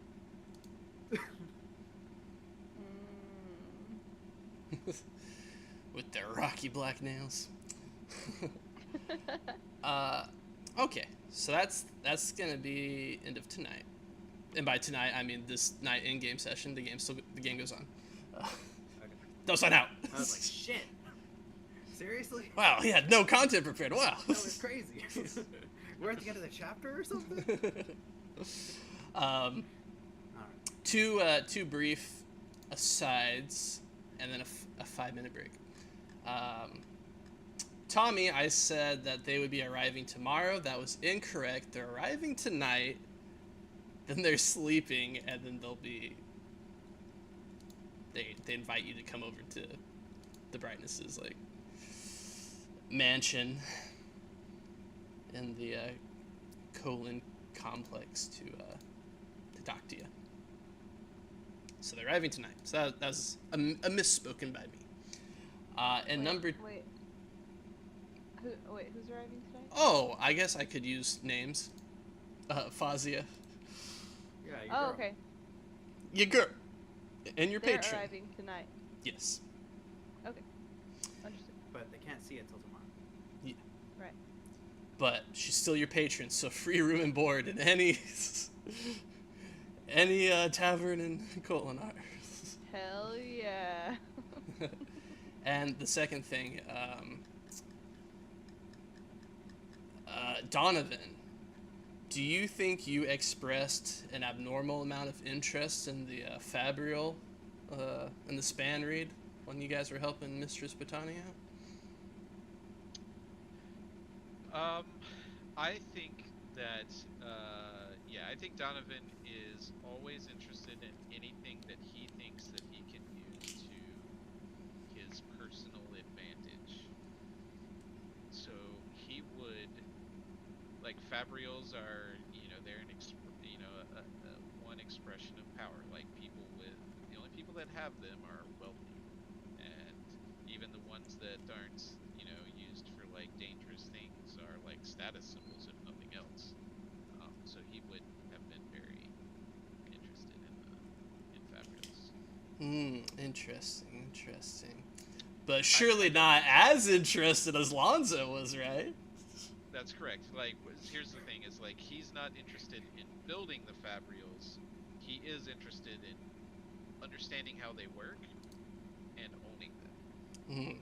So would you say it's fair to say that if a cryptic sprin was not cryptic, sorry, an ink sprin, were hanging around Brightness Botani's bunker, and she saw the interaction within the bunker, your amount of passion for the span read was outbalanced by that shown by Lonzo? I think, like I said, he's not trying to take the things apart or figuring out how they work.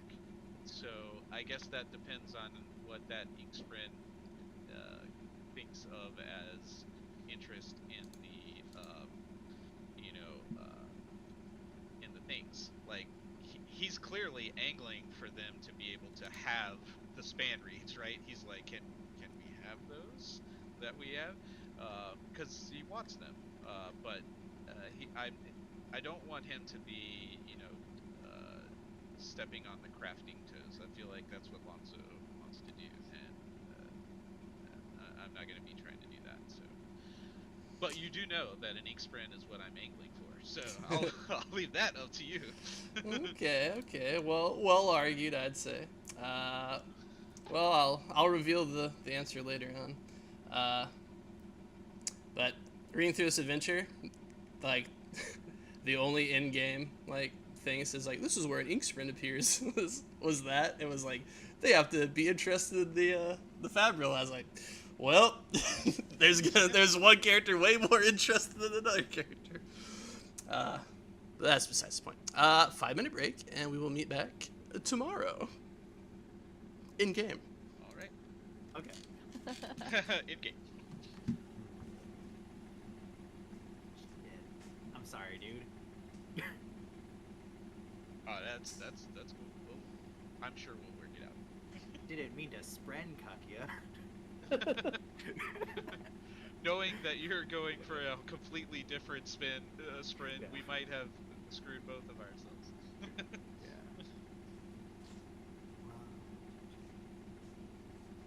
Yeah, the thing is, like,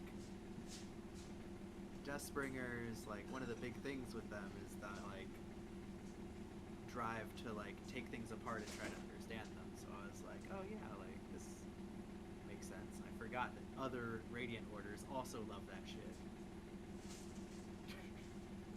I feel like the philosophy of the Elder Scholars and the way that they try to introduce them doesn't match, because I read through the first step adventure and it has the same sort of issue.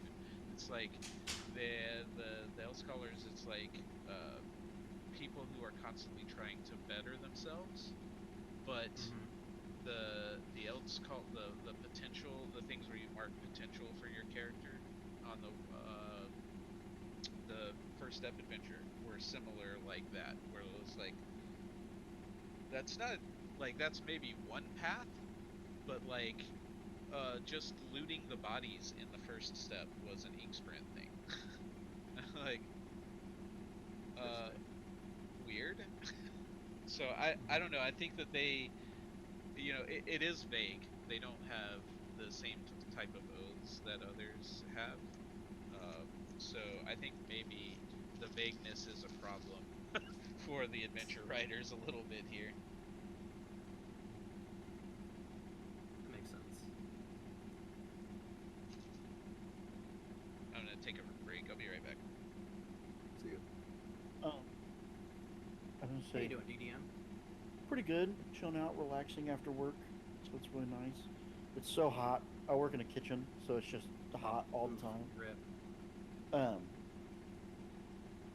Where's that like rival and friend and enemy sheet that he had sent us?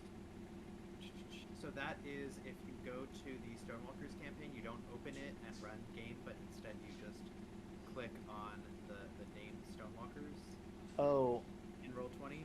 It's under the recent game discussion page. okay. I've been going through Discord for like the last 5 or 6 minutes. I'm like, I cannot find it. What's going on? In the Discord, I did post all of the questions in his thing of like a fuckload of questions for you about your character, just so Yeah. that if anyone wanted to copy paste directly, they didn't have to type it all out. Yeah, I've been working on those, but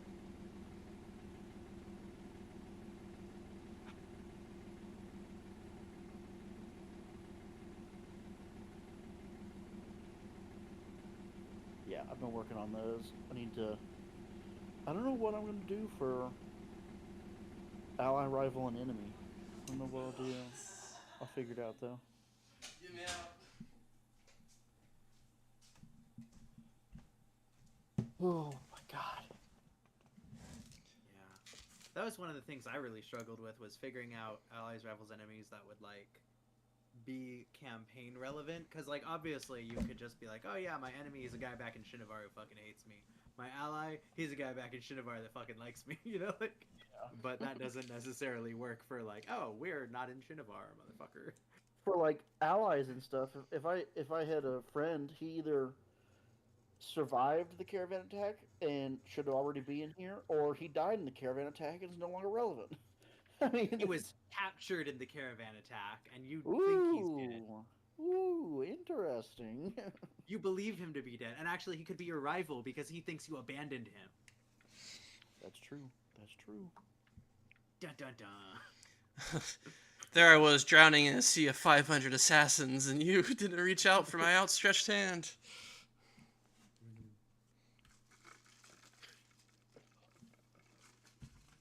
That, or maybe he was closer to the stone shaman than I was, and is now upset that I have the peak sprin. Ooh. That seems like an enemy, though. That seems like a Well, ally don't know. turned enemy. That feels like Rival to me, because Rival was somebody who has a similar code to you, but something against you as a person, whereas Enemy was somebody whose like fundamental beliefs are incompatible with yours. Like, you both kind of want the same thing. It's just he's upset that you're the one doing it. That's true. That's true. I'm Yeah, back. I think that's a good rival. It's a good idea. Alrighty. We Talking are about finally doing my homework. Sorry. all good. All right, we're all back together. And time to split everybody apart. Or try to, at least. So you guys have a free day between now and meeting back up at the Red Rock. Nako, come here. Got Yeah. something for you. I hand you one of the linked span reads that we have. I'm like, if you're ever in any danger, twist this. It'll make this end, and I hold up the one that I have. I'm like, it'll make this glow, and I show you. And I hand it to you. Whoa. Alright? Magic.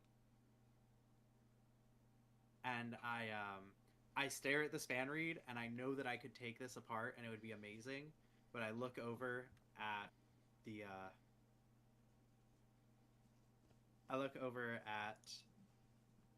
Donovan and Marno, and I just like grit my teeth, and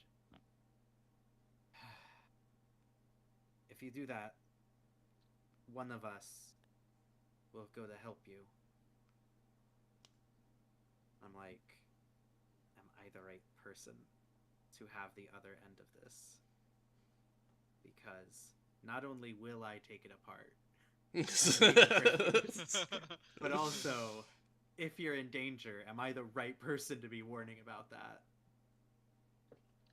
And I am genuinely going to make a discipline check to determine whether or not Lonzo gets over himself about this.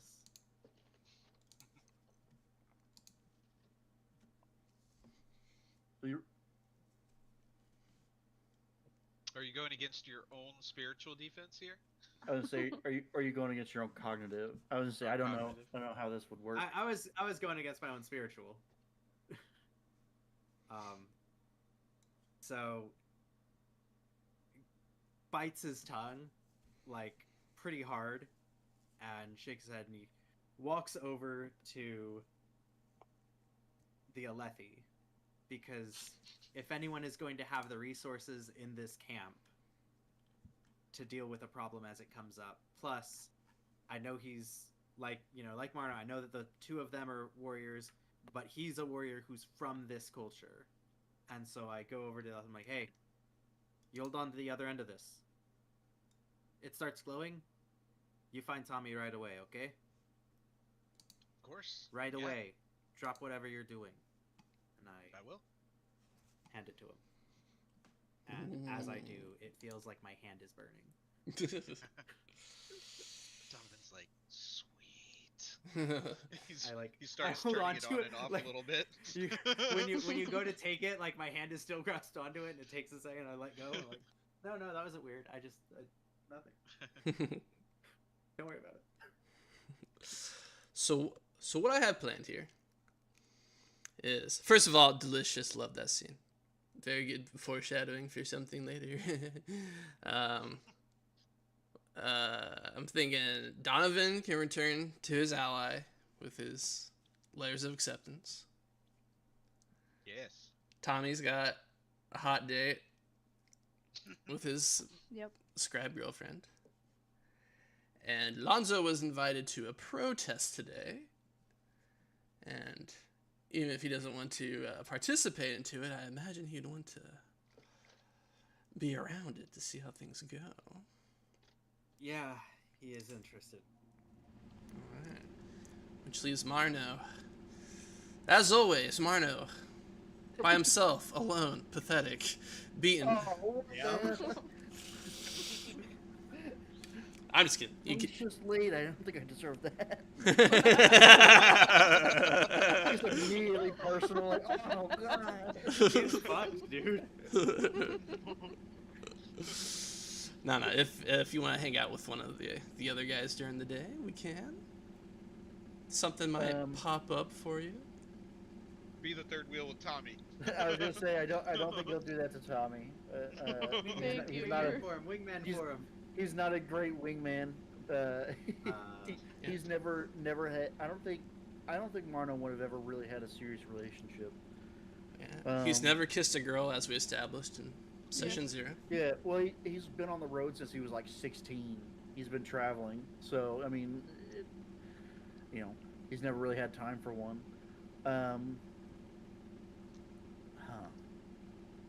A protest, and what was the other option? Sorry. Guardian's gotta go You to can come. his military friend. Yeah, No, I'm Donovan, trying you to sell join it. the Sorry. Yeah. I will. So I'm- Sorry, go ahead. Yeah, it's like I've got some letters that will hopefully get me a good position in the army, but I can introduce you to my friend. He's a quartermaster. He might be able to hook you up with some weapons and stuff like that if you've got some money to spend. Woohoo! I think I will do that then. That was Marno doing that. Excellent.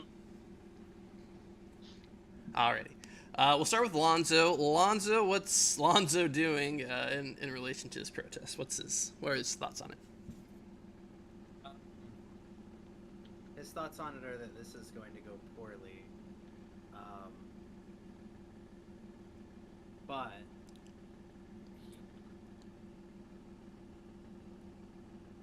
he's going to be part of it. But he's like ready to he's looking for people who seem to be aware that this isn't going to be enough. Like, he's trying to find like the people that are like more radical within the protest group, and the only way he's really going to be able to do that is from inside of the protest group. Mm-hmm. So he'll go with them. Okay, excellent. So you go to Little Herdaz, where everybody's gathering up, tying their shoes, getting ready. They distribute signs that have glyphs on them, so all can read. Say, justice. Everybody gathers up. They remind everybody that this is a silent protest.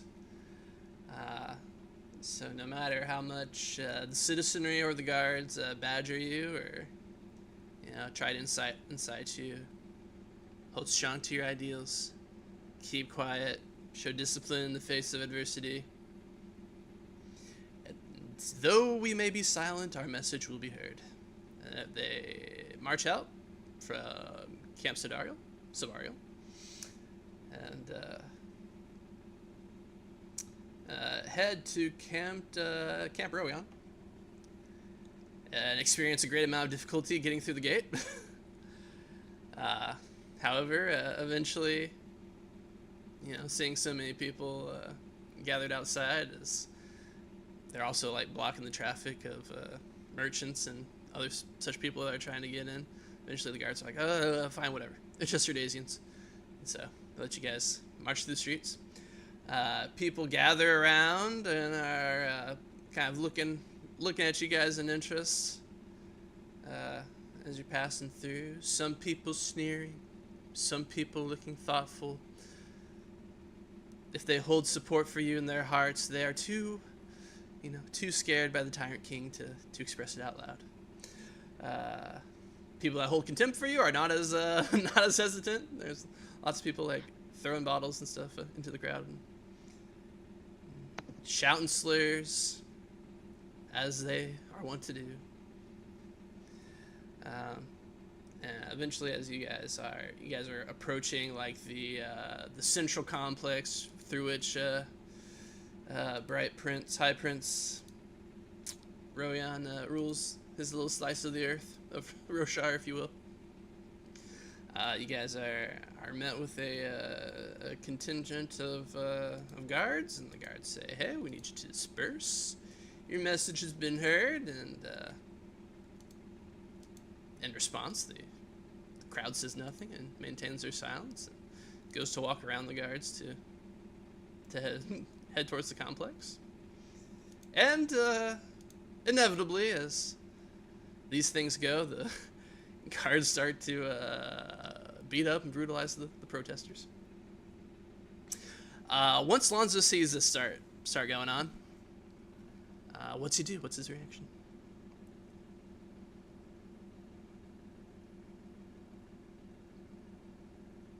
He's kind of caught in like a bit of indecision, because on the one hand, like, he absolutely figured that this would result in violence and would like to return it in kind. However, he also does understand that, like, whether or not they're his beliefs, some of his cousins clearly are holding very strong to the beliefs in this, like, non-violent method of, like, protest. Like, he's seeing people get the shit beat out of them and they're not doing anything, and he's just over here like, can I really, like, fuck them over? Because if I retaliate, then it's gonna be treated like they did too, you know, like, it's not gonna be the sort of thing where, like, they understand that I'm my own person. They're seeing me as part of a group right now. And so, like, he genuinely doesn't do anything while he's trying to figure out what to do. He's just like, shit, what the, oh, this is awful, like, how do I, and, he's gonna eventually come to the decision that he's like, I may not agree with how we're going about this, but I did agree to be here, so I should abide by the decisions of the group, because right now, you know, we're not a bunch of individual people making our individual choices. We're a group of cousins acting together, and so I've got to put aside what I want to do to help my cousins. And so I am going to avoid retaliating. Okay, very good, very good. And so protesters get driven back, and people are running and screaming, and just everyday citizens of the camp are, like, also terrified and run to their houses. I'll look out for anyone who seems to be getting, like, really fucked up and try to get them out of the situation if possible. But Yes, excellent, of course. And so as you're pulling people out, trying to save people, how does Lonzo react when the brutality is turned on him personally?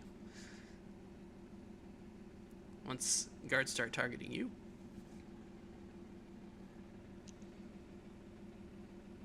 well, my opinion of the Lethe is completely unfazed, because it could not possibly go lower.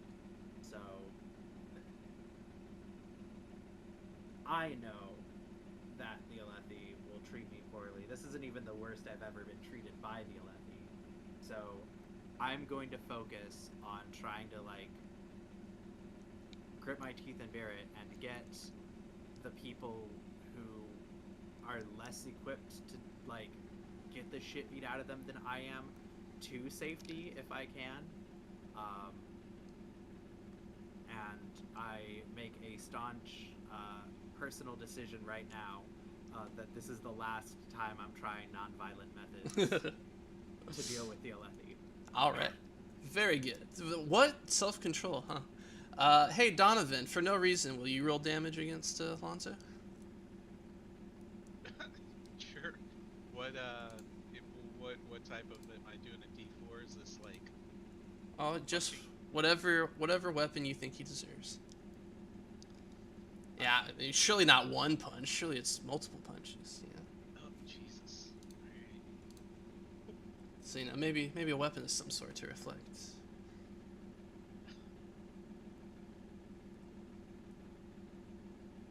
Yeah, well, it's a 4 on the damage dice. Okay. I, If we're just rolling damage, 'cause Yes. he's not dodging. yeah, sure. As long as it takes 4 damage, not too bad. As you're helping these guys get out of the fight. So you pull So them is up. that Is that just to 7? double check? Mm. Is that 7 or is that 4? 4. Okay. So that's 3 because of my soap.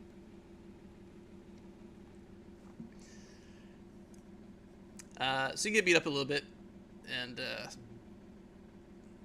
you manage to pull some people to safety, and another guy as well. Is by your appears by your side. It feels like, and is helping drag other people away. And you guys come into an alley, and all right, everybody's breathing heavily. Where you've dragged a few people away. They've got like busted up eyes, and blood's bleeding. And they've got one eye's closed, or bruises and such. We've all been to a protest, we know. And so, they're huffing and puffing, and the guys on the ground are just like, "Oh my God, they're animals!" I can't believe they'd turn on unarmed civilians like that. You can't? Oh, we're part of their society, aren't they? No.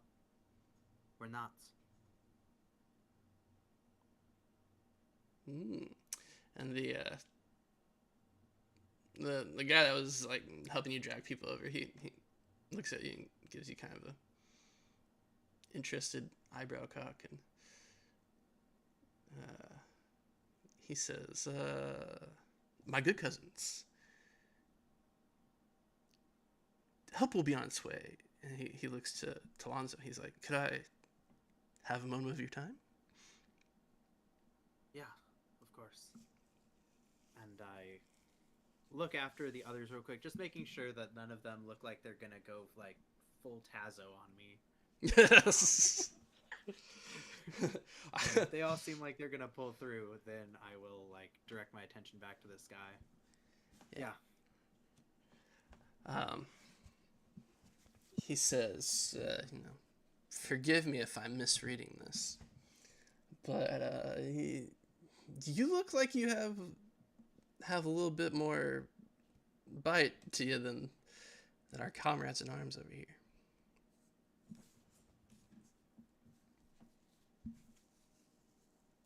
Yeah, well,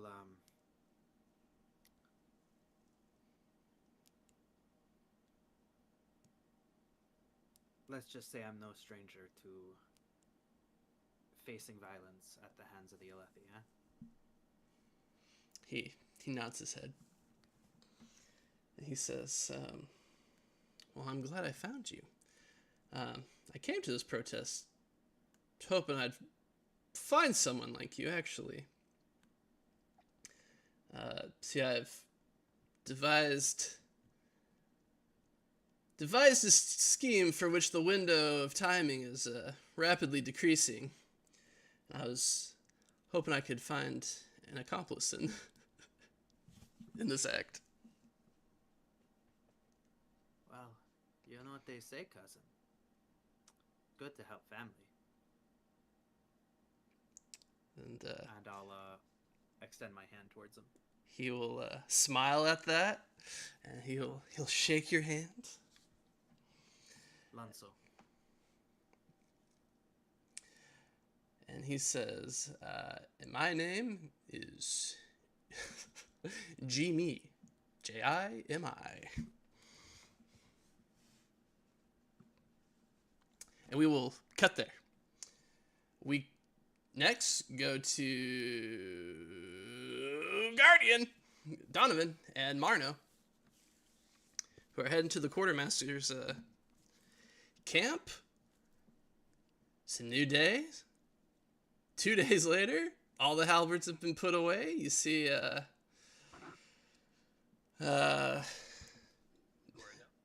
Goradel, yes.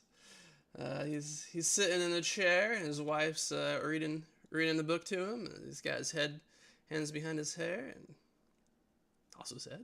He sees the two of you walk in. He sits back up and brushes the woman away. I hope we didn't catch you at a bad time. We could come back if you had some things you needed to take care of. He said, when you got gout, every day's a bad day. What can I do for you, my boy? And who's the shin? Oh, this is Marno's son, Marco. But as he makes the correction, he'll give a little bow, like not like a real deep bow, but a little like head nod bow to him. Sorry, still getting used to the way that Shin use their names. But this is a good friend of the family. It's Goradel. I came to drop off these letters that you'd asked about. I had a couple of important people, I think, to sign off here. He says, "Oh yeah, 3 letters in one day. What'd you do? Talk to the first privates you see?" And he looks them over. He's like, I hand them to them in order of importance. Like, well, I feel like I did pretty well. he rips it open. He's like, "Okay, let's see here." Puts on some reading spectacles. Nope, can't read that. Hands it to the wife. Her eyes kind of go wide, and she smiles at him and hands it to him, and she says, "One from Prince Adolin." And Goradel makes a displeased grunt, and he says, "I don't even want to see the second one." But I handed over anyway. This one is from Borden. And Goradel shakes his head and he says, "Of course it is." What'd you expect? Yeah, he raises his hands as if to choke you. Oh, nothing less, of course. So, how'd we do? He, I want him to smoke a pipe so bad, but they don't exist. He's just over there using fire moss. You really can't do that. I know. Especially not in the Colon army. Yeah.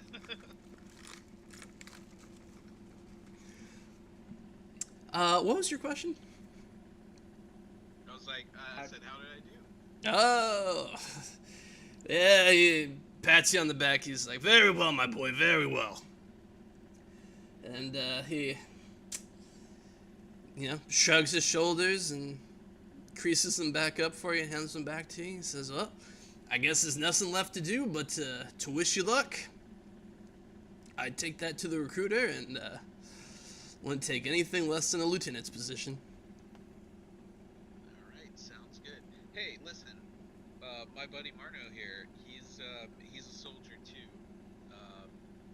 Do you have anything that he can take a look at? We got some spheres, we can make some trades. He cocks his head. He says, "Are you asking me to sell official Colon property Of course not. to a foreigner?" Of course not, Goradel, but I figure a smart man like you, you've got your job, and then you've got your business, right? You've got all these contacts. I'm sure you know somebody that can get us a weapon.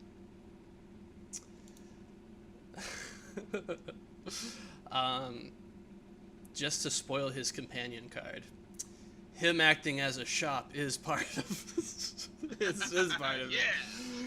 it. He'll sigh and gesture to his wife, and she closes all the blinds. And he says, "All right, Marno, all right. What are you looking for?" That's a good question. What stuff does? So, you said he operates as a shop. Yeah.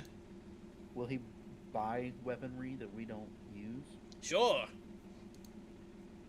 Oh, sick. Because I have a knife and a side sword that are both light weaponry that I'm not going to use. At your current tier, I can buy or sell anything with 200 marks or less. Interesting. You're like, Uh, "Damn, is that?" You have to, you're Don, you know? I've got a long spear I want to sell too. We got an extra one. He says, all I right. mean, I'm sure if I lose it, I'm sure I'll be like, damn, I wish I'd kept that second spear. But Martin kind of turns to you and shows that he also has a long spear. For two, I was gonna say he got it from the caravan. That was the weapon he Same. took that we were offered. yeah, that's what I got my second one from. for 2 long spears, I will give you 20 marks. Each or Oh. for both? That is 10 each. I didn't want to sell my long spear. I was showing him that I had a backup if he needs it. Oh, I see. Sorry. I would like to sell my knife and side sword though, as I don't have a use for them as their light weaponry. For a knife, I will give you 4 marks, and for a side sword, 30 marks. Mm. So 34 in total. That would be so. I will take it. Bless you, my child. Marno's not used to haggling or anything, so he's like, "Yep, deal." Yeah, he seems surprised that you took it. He's like, okay. Well, Marno's like, "I have no use of these. They're of no value to me anyway. I'm just gonna take whatever he offers me." And isn't that negotiating like a shin? These Yeah. are useless to me. I couldn't do a thing with them. You know, I forgot about that, but you're right. You're absolutely right. And he says, and what about you, my boy? Well, I'm kind of good on weapons, but I got a friend who's looking for a crossbow. Could you get a hold of one of those? Yes, I could easily procure a crossbow. They are quite pricey, though, 200 marks. That's I can't quite do it. Well, maybe I'll just let him know that there's one here if he needs it. At least for now. How generous of you. He scratches his chin and says, hey, wifey, how much is a span reed?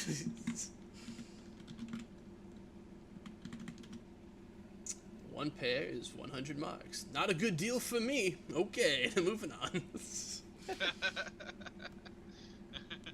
I've only got one. He does have it he's got the part of the span reed that he's carrying in an outside pocket where the ruby is sticking up out of the pocket so that he can see it, and so if it lights up, he's gonna he'll notice it right away. Gotcha. Oh man, so you're dressing all femboy because people can see that you've got a writing implement. Yeah, he's got pocket protector and everything. I mean, essentially, Oh no. It's not really a pocket protector, but that's what it's gonna look like. But he promised that as soon as it lit up, he was gonna go. He's gotta be able to see it. And he doesn't know yet that he could just pop the ruby off and put it on his jacket, and it would still light up without being attached to the thing. Yeah, I guess none of us know that, huh? Yeah, it's he wouldn't know that, so he's got to carry the whole thing around. And with that, sorry, trying to speed things along. You disengage from. Oh, we have big ants. Sorry. Gorda. You disengage from Gorda, and the two of you walk away and towards the recruitment area. As you walk away, the camera lingers over the shoulder of a shadowy man who is watching you leave. With that, we return to Lonzo, and Much different than I expected. Sorry, I was looking at the span read. Yeah, same. I just saw the picture and I was like, ooh, I should share. The rubies are much. I always expected like a big round ruby on the end, but that makes more sense. in my mind, like the marks are like a fushigi ball, like in size. Yeah, but in reality, don't they describe it as like the size of your thumbnail or something? Yeah, they're just like Is that all- marbles. is how big they are, and that's including glass and everything. Well, they're bigger. They're big enough that you can't swallow them. So I think the inside, because like that's a big thing, right? They're like, you don't try to swallow the spheres. You're gonna like. There's 3 points in the books, I think, where they're like, Yes. stop being an idiot. Don't try to swallow the spheres. But like the Bridge 4, they're trying to do it, and one of them tries to swallow spheres. So you can imagine how distressing I found that passage. So Lonzo and Jimmy are outside the camps right now. And they are walking towards the ridge. Lonzo can see on this ridge that there is a caravan that is currently chilling out, letting their chulls graze among the rock buds. But these must be like a foresting expedition, because the chulls are hauling like long carts of logs, basically. And as you guys have been approaching this, Jimmy has explained to you his nefarious plan, which is that there is a Colin caravan, much like the one that you rode in on, that is coming in. And so his idea is that he will use his charm and joie de vivre to distract the caravaneers, while a companion sneaks around and cuts the ropes on the carts, allowing the logs to descend down the ridge into the caravan, smashing all as they are I don't know. Crushed by logs. Oh, fuck yeah. I thought that would be something you'd be interested in, but I wasn't fully confident. So he'll look you in the eyes, and as he gestures towards it as it comes in, and you can already see like the dust coming up from the ridge as the caravan approaches, and it says, "Does this plan sound acceptable to you?" I don't know anything about any plan, man. Just that I'm supposed to move some logs, and it's not terribly concerning how gentle I be with the ropes. And he smiles and he says, "I knew I had a good feeling about you." I wink at him, and I start heading to get in position. Okay, and so you're hiding, get into position. And you hear him approach from the other side towards the caravaneers, and he says, "Hail, friends! News from Camp Colin." As he begins to start speaking like overly enunciated way, and the foresters kind of rouse from their siesta and go over to him, like, what's up? And now it's time for Lonzo's big moment. Alrighty. Real quick, before I even do this, I want to make a deduction check to see if this will work. I look at where the logs are situated, where they are, and I'm just trying to determine, is this in fact going, do I think that this is likely to succeed, or do I think that he has fucked some part of putting this plan together up, and that I need to fix it before I do this? That is an excellent question. Go ahead and roll deduction.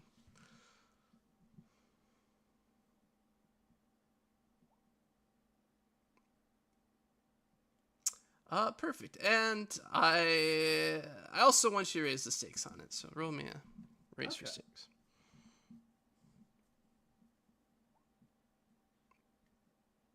Okay. So as as you're approaching, um, you gain insight a little. So it seems like the plan would work. The carts are just like precariously sat on the side of this ledge here. It's a great slope for them to go rolling down. The caravan is approaching. With an opportunity, you gain a little bit of insight into this guy's mind because it does look like a military caravan. However, there's like in the midst of it, there's a lush like carriage that looks like it belongs to, if not royalty, someone of great importance. Yeah. And why you're doing this, but as you see that, it kind of clicks for you. As you see that, you're like, okay, he's using me to kill whoever is in that carriage. Yeah. Well, in life there are these exceedingly rare opportunities where two disparate souls' interests perfectly align, and I cut the rope. Excellent. As the logs begin to tumble down, we go to Tommy Kowalski. How does Tommy get ready to be reunited with his friend after a few weeks, if not months apart? He does 25 push-ups. Okay, very good. Make that 30. He Oh. stops at 25 and he's like, you know what? She's worth the extra 5. Love it. All right, do you like comb your hair or like pick up some alien flowers to put on your lapel before you head over? Yeah, I'd like to go through the I don't know if there's like a little shop or like a market that I could swing by and grab some flowers. Sweet. Spend a mark on it, Okay. You get a little like pistachio shell that's got some green tentacles coming out of it, and you're like, flowers here are cool. Yeah, awesome. She'll love this. Alrighty, and you head up to the colon complex, and they say, "Hello, young master. How can we help you?" Hello. I am here to see an old friend. I'm afraid that won't cut it. There's an assassin on the loose. What's your friend's name? It's Fazia. Sorry, let me pull up the last name. Let me think. Fazia Amadon. And my patron, Shiloh Dinamal. They say, "Oh, okay, of course, Brightness Mall," and they check and their itinerary, and they're like, "Oh, are you then you must be Tommy? TJ. TJ? Oh, yeah, Tommy. it does. I can't read. It doesn't make a difference to me." They say, actually, there's a letter left here for you, and they call over a lady. Lady comes out to read it to you, and she says, and she clears her voice, and she says, "Dearest Tommy, I'm afraid our carriage was waylaid. Oh. There was blockage. There was a roadblock on the way here, so we had to go around, and it cost us a few days. So I shall not see you until later this afternoon, perhaps." Huh. Okay. Not a big deal. Maybe we can have lunch. Yes, indeed. So you shrug, and they say, "Better luck next time, kid." Hey, thanks, man. Hey, really like the fit. You're really expressing your sense of style. I like that. Thank you. So you head back into town, and you hear like, as you head in, some guy comes through the gate and he's screaming. And he's like, "Ah, there's been a big accident on the road. The caravan's been crushed by a bunch of logs." And he's like, "We need volunteers. Anybody who can help. Come on, come on." Tommy rushes off in that direction. Okay. Does Tommy perhaps have any device on him that he could use to signal if he was in distress? That he could use to signal it if he's in distress? Yeah. Let's see. He's got flint and steel. He could start a fire.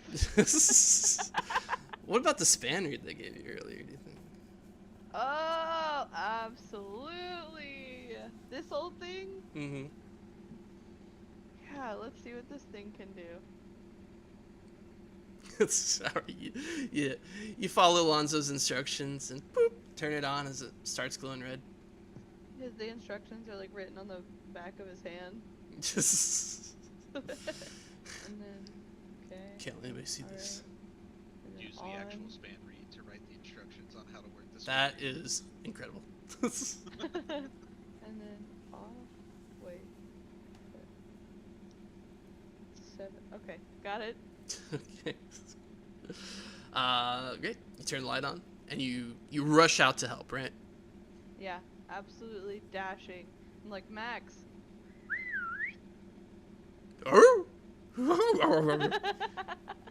He runs ahead of you. He's a regular lassie. He's Wait for me! all right. Then we go to Donovan and Marno, who are walking towards their recruitment camp. And Donovan's feeling great. He's got 3 letters of recommendation in his pocket. Life is good. It is as your old family friend. Let's call him Goradel said. Nothing less than a lieutenant. That's huge. And you feel like you've earned it. All your hard training, all your success, it's finally paying off. And Definitely not nepotism. nope. Definitely didn't have a family friend who wrote you a letter of recommendation. Yeah. Definitely didn't use his privilege to be able to meet important people. It's, totally, completely well earned. And it's in that same spirit that you were just expressing. You see the tin ahead of you, your future, bright, glorious, a lieutenant, and maybe tomorrow, a bright lord. We don't know, but the camera shows a red light begin to pulse from beneath you, from your little pocket, showing Tommy in distress. And you go, what? And you look over your shoulder, as if, Tommy will be standing right there, asking for your help or something. But you turn over your shoulder, and you see waiting in the distance by the gate, a shadowy man. A black man, completely black, as if his features were chiseled out of obsidian. He sits waiting by a gate, almost as if he's waiting for you to pass through it. And then on the other side, all your hopes and dreams, the future in the army, a life of adventure, plenty and ease.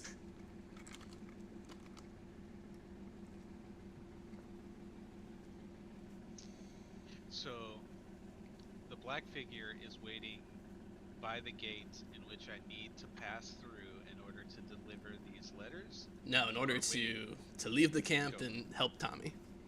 Okay. Just wanted to make sure I was understanding.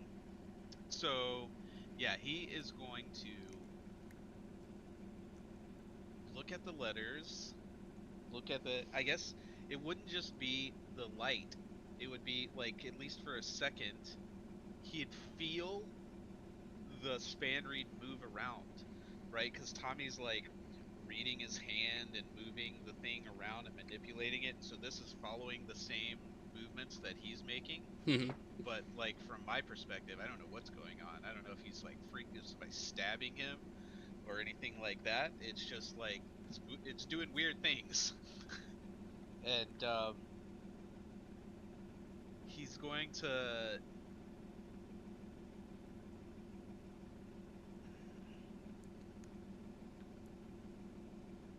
I promise.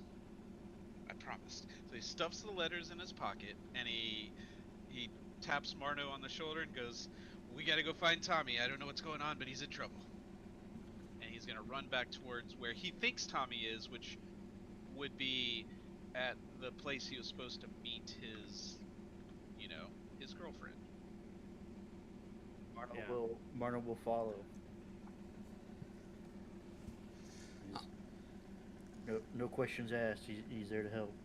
All right. So you guys climb. You ascend the hill, and as you do, you can see smoke pouring in from like outside the camp. And yeah, I guess you guys reach those same guards in their cool fit. What do you guys say? Oh yeah, I'll say, Tommy Kowalski. Have you seen him? I think he's in trouble. Something's going on. What's He said, "Oh yeah, he was looking for Brightness, somebody's ward. Yeah, wait, she's supposed to be coming on the caravan." He gestures towards the like billowing smoke coming up from the valley. the caravan? She's not here already? No, there's a delay. There's a roadblock. Well, okay, we'll go check it out, and then with an absence of anything else to do, we'll start heading towards the caravan. All right. So you guys with your big adult legs, Alephi legs even. With our 12-foot wingspan. You guys managed to catch up with Tommy pretty quickly. As Yeah, I do not have as long of legs. I'm trailing behind a little bit. it's true, but you're martially conditioned, you know. Yeah. You might have better speed than I do. My speed's only 1, so. Oh, my speed is 2. Yeah. So Well, yeah, we're good. somehow I am a little faster than you. Yeah, never mind. Tommy's way ahead of both of you combined. But you eventually meet up with him as he has reached the side of this caravan. It's completely buried in like hundreds of logs. Just carriages, upended chols that have just like a log sticking out of their shell that's been busted open. They're squirming miserably. Oh my god. Yeah, sorry. You see many limbs and such sticking out from among the carnage, and you guys like get a sinking feeling. With this, we transfer back up to Lonzo. Lonzo is standing on the edge. Maybe this is a little incriminating, but he's standing on the edge of the cliff that he was threw these logs down from. He looks down at his works, the caravan completely drowned under a flow of logs. We don't know how this happened. Perhaps there's oil or something among the caravan, but it's caught fire. Smoke is rising up from it. Cinder is rising up. The camera gives a quick swirl around him as we see around his feet in some sort of geometric pattern. There seems to be scorch marks on the ground. As if he's like in a demonic summoning circle. That's right, Alethi. Burn, all of you. And then, Lonzo, roll perception for me, please. Alrighty, I'm going to raise the stakes. Oh, yes.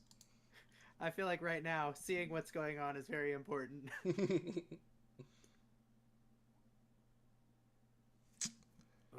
do I keep it? Do I keep it? I could go for the +4, or I could go for the opportunity, but I might get absolutely nothing. I'm gonna go for it. Plus, I can spend a focus to re-roll it. So wait, no, I don't. That's something I don't have yet. No shit. Fuck. Do I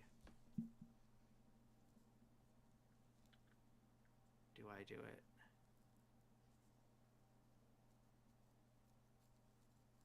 I am going to. Fuck. A 14 failed earlier, didn't it? So maybe I should be trying to go for the. Maybe I should be trying to go for the +4 with this, because I fucked it anyway. Or maybe I'm about to fuck it by re-rolling it. Oh god. You're talking yourself in circles, I know. man. You better. Oh god. I will say a 14 is a success. I'll keep it. Okay. And we as a group can think of what the complication will be. But with this perception check, you see familiar shape crawling over the logs. You see Tommy Kowalski crawling over the logs towards that carriage. And When I see him, my first thought is, how long have I been standing here? yeah, it's ominous. You know, maybe you're not on the ridge anymore and you're looking at things from a different site. Well, my original plan actually had been to get down from the ridge and then to go in as though I was going to help and kill anyone who survived before help arrives. But it seems that instead I decided to watch. So I'll go around and just like fuck off, because I don't know any of these people, right? Like the people that are hurt. All right. Like, what do we think the complication is?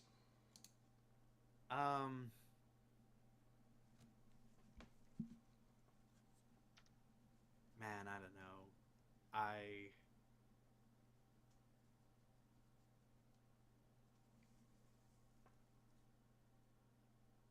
I've got an idea, but I don't want to put thoughts on this if you don't want them. No. These are group Yeah, efforts. like- Should we give Tommy a perception check to see if he notices? Oh my god. Wouldn't that be tragic? I'll allow it. Tragic. I'll allow it. Yeah, it'll be Okay. Tommy's perception versus Lonzo's stealth. Okay. Alright.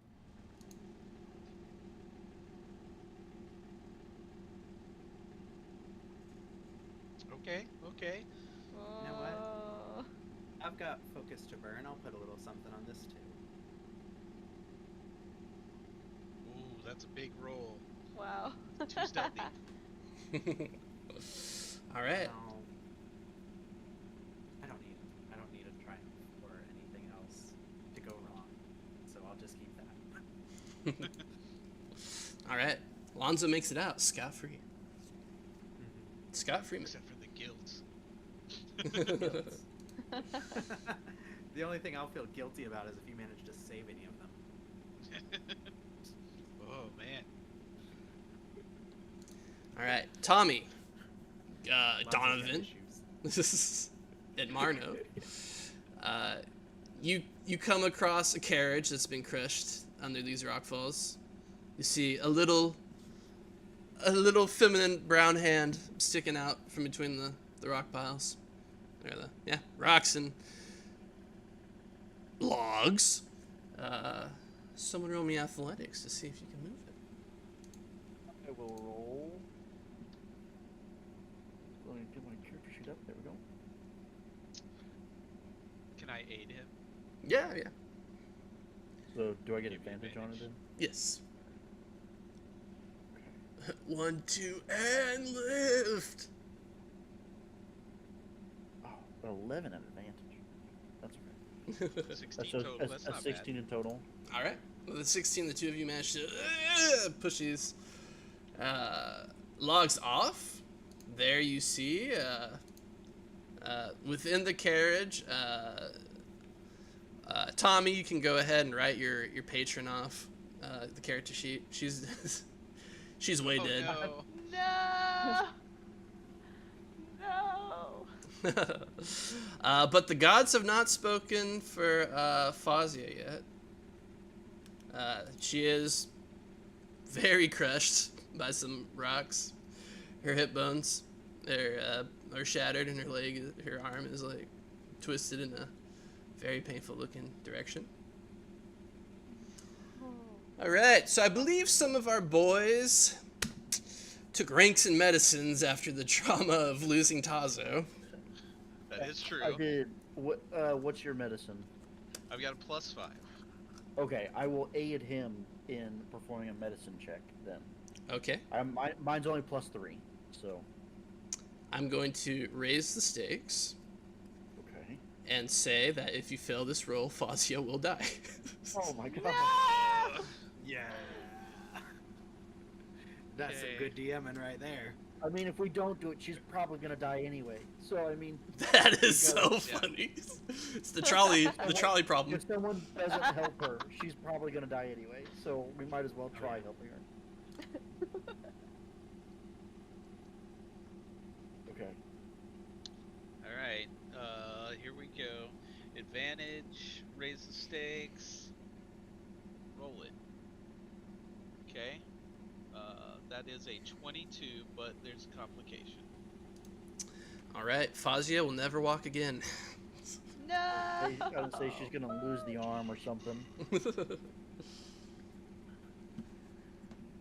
Oh, you gotta have a constant reminder for Alonzo to see Tommy's torment and his best girl.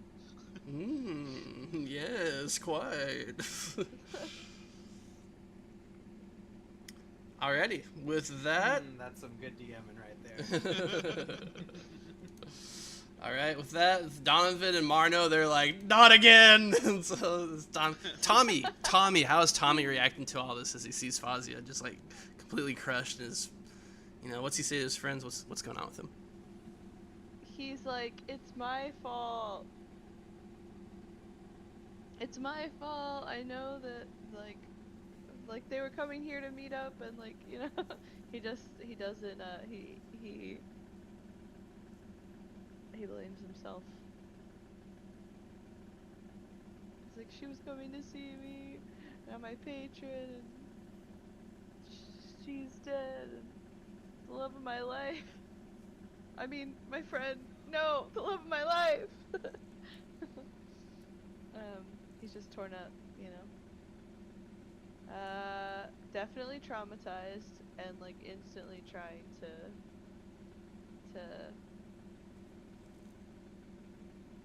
help however he can, It's like moving stuff off of her, and Mm-hmm. All right, perfect.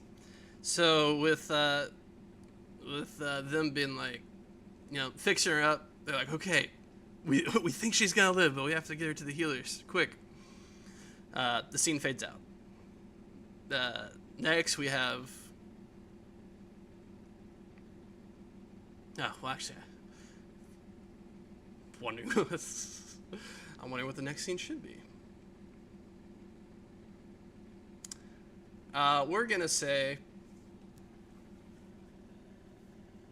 next scene is her unconscious in a medical bed as the healers are coming out. There's a few other people that have also managed to survive the crash, but everybody's in pretty bad shape. And they're like, what the hell happened?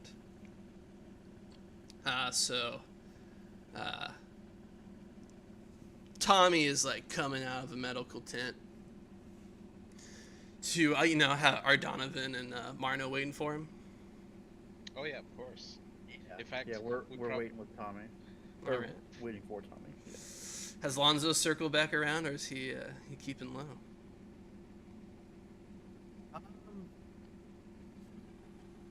Well, as far as anyone knows, Lonzo would be in Little Herdaz, would have no way to have known that this had occurred, and so it would be more suspicious if he showed up.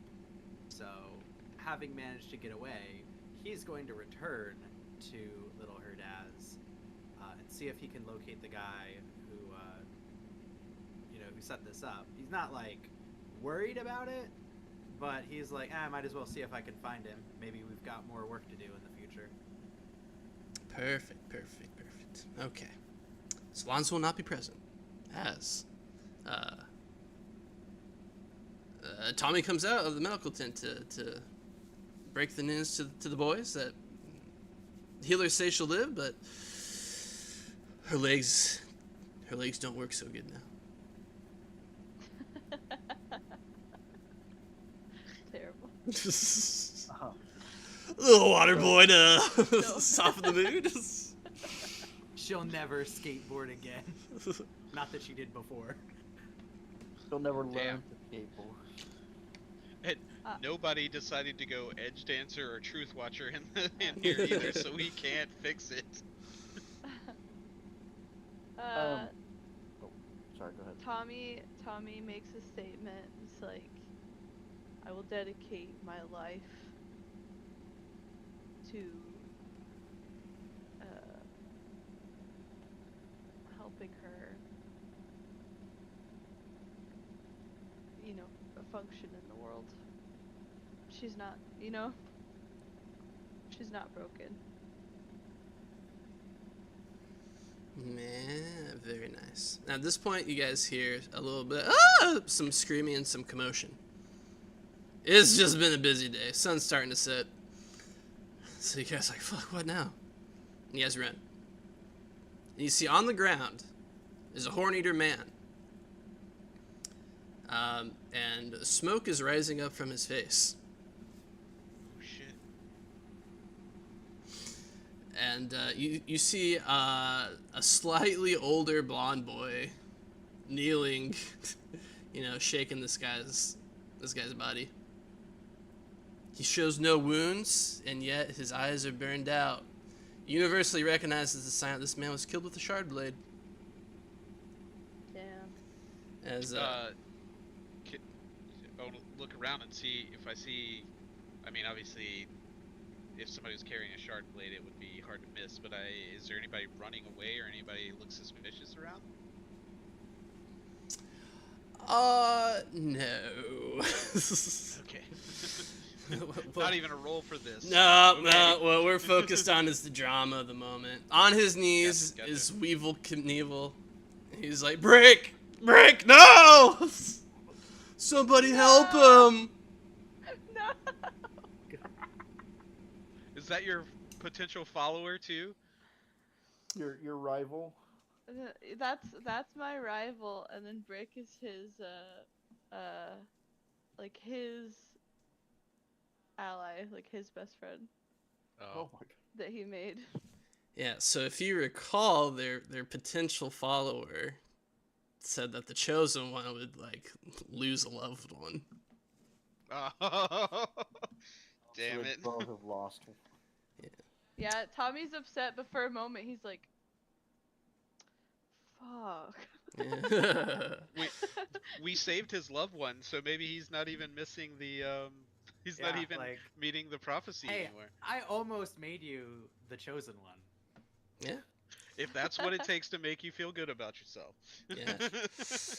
In fact, as Tommy looks down at his brother, crying over the body of his best friend, you hear a voice commune with you.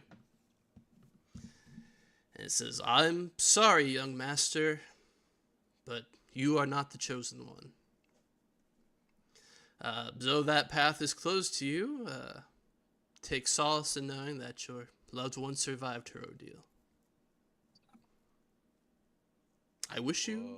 the best of luck. And I'm not the chosen one? and if you wish to know my name so that you may curse it, I am the disciple of the first disciple of the chosen one. I am Saint Jimmy. And the voice whoosh, vanishes on the wind.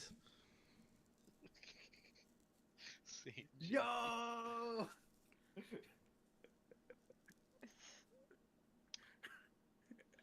He was speechless. rooting for you, my guy. He was rooting for you.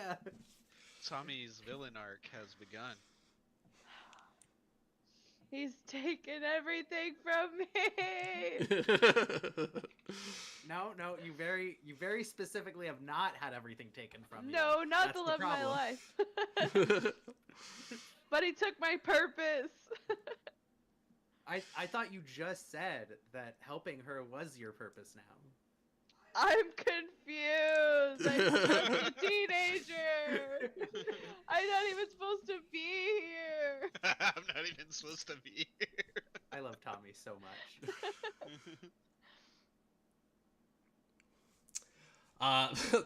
So I'll let you guys decide. Seems like a great place to end the sesh, but we could finish up this chapter in the next 40 minutes if we want to push hard, but I'll let you guys decide.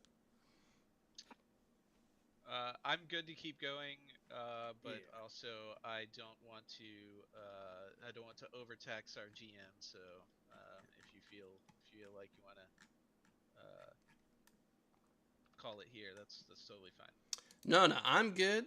You know, we just Yeah, I'm have good. to accept a vibe shift from this point to Yeah, that's fair. Tommy is gonna need some time to recover. Like, I know. Some we're tiny. he's gonna need to go visit Kaladin's therapy clinic.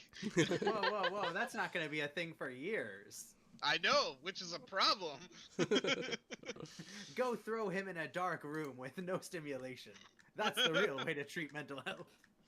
Oh, interesting that you should say that. So tonight, which is upon us, you guys did have allegedly a meetup with Liz at long last. Liz. Tommy, are you gonna be able to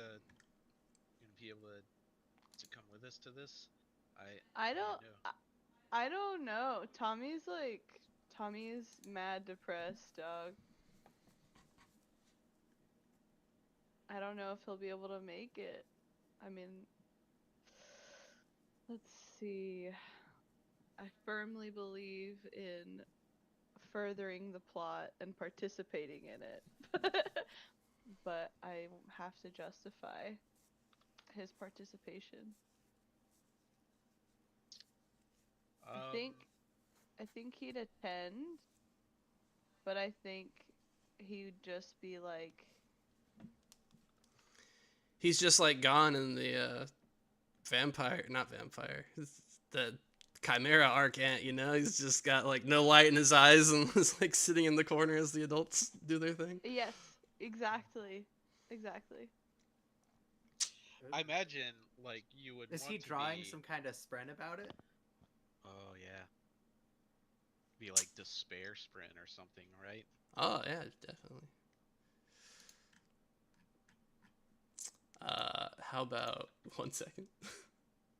Gotta look at the find the best. How about some disgust sprints? What is? Can't you hear this Cubes? picture? To me, it's just like Gloomspren. pew. Gloomsprint, yeah, that's I was like, despair sprint doesn't sound right, but there's something like that. Gloomsprint is what Kaladin always has. Angst sprint. Thanks. They look Well, like that's just frogs. normal for Tommy, though. He's a teenager. That's true. Yeah, gloom sprint is good. Someone can summon up a picture of that. Well, actually, yeah, Tommy, see if you can roll discipline to hide your emotions enough not to draw sprint. Okay. Damn it, close my character sheet. DC 13. It's coming. Actually, this is pretty intense. DC 16.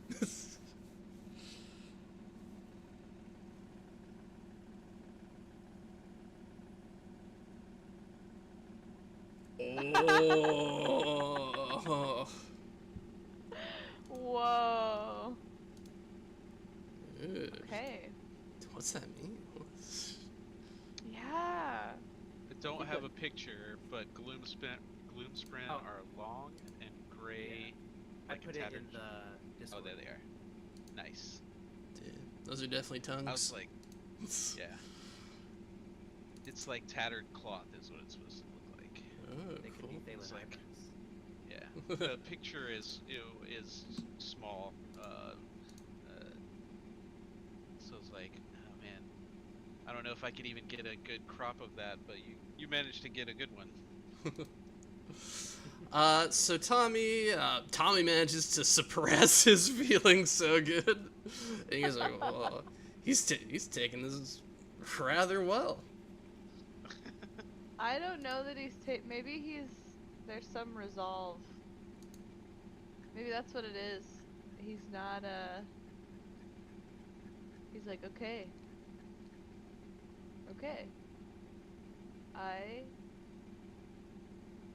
I don't have purpose anymore. Which means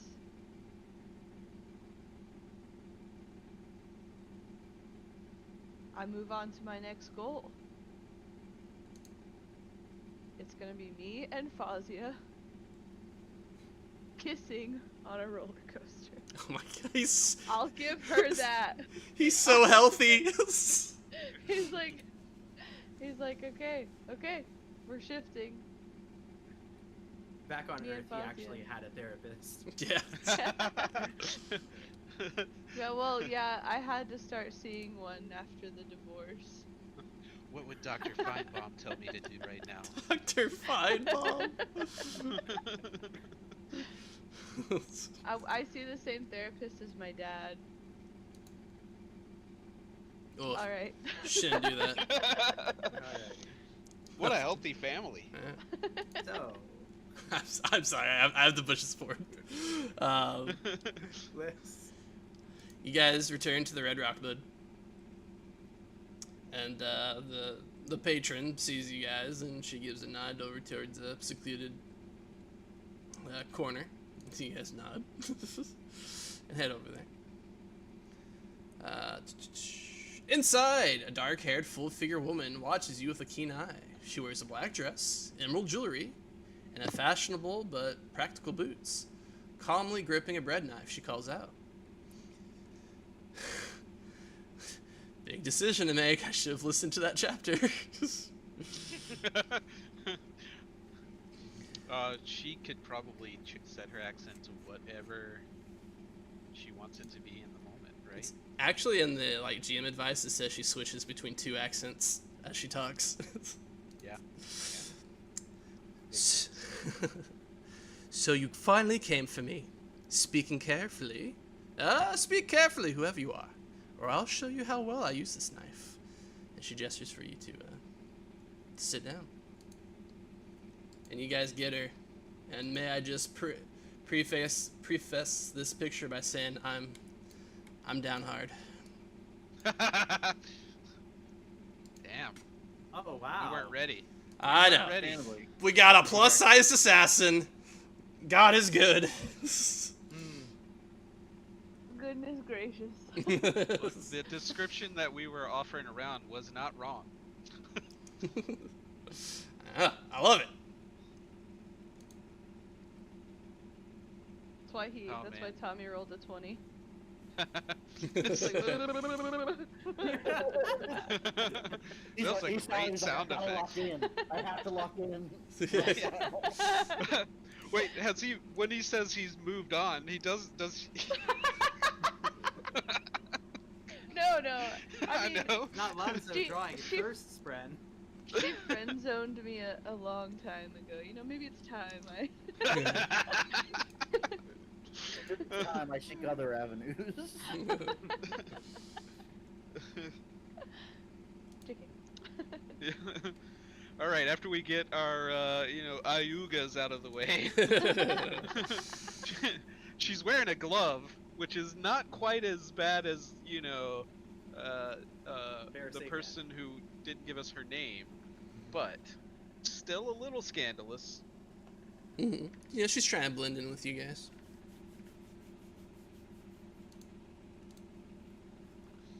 She says, "Well, you guys stand there gobsmacked all day, or you can ask me some No. questions." Manso, he sits down, but he doesn't ask any questions. He doesn't care about what's. He doesn't care about the stuff that Tazo died for. That's y'all's deal. He's just over here like, well, the kid's interested, so. With good reason, I assure you.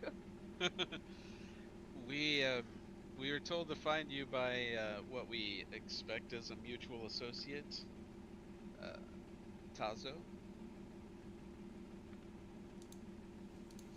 And she cocks an eyebrow and says,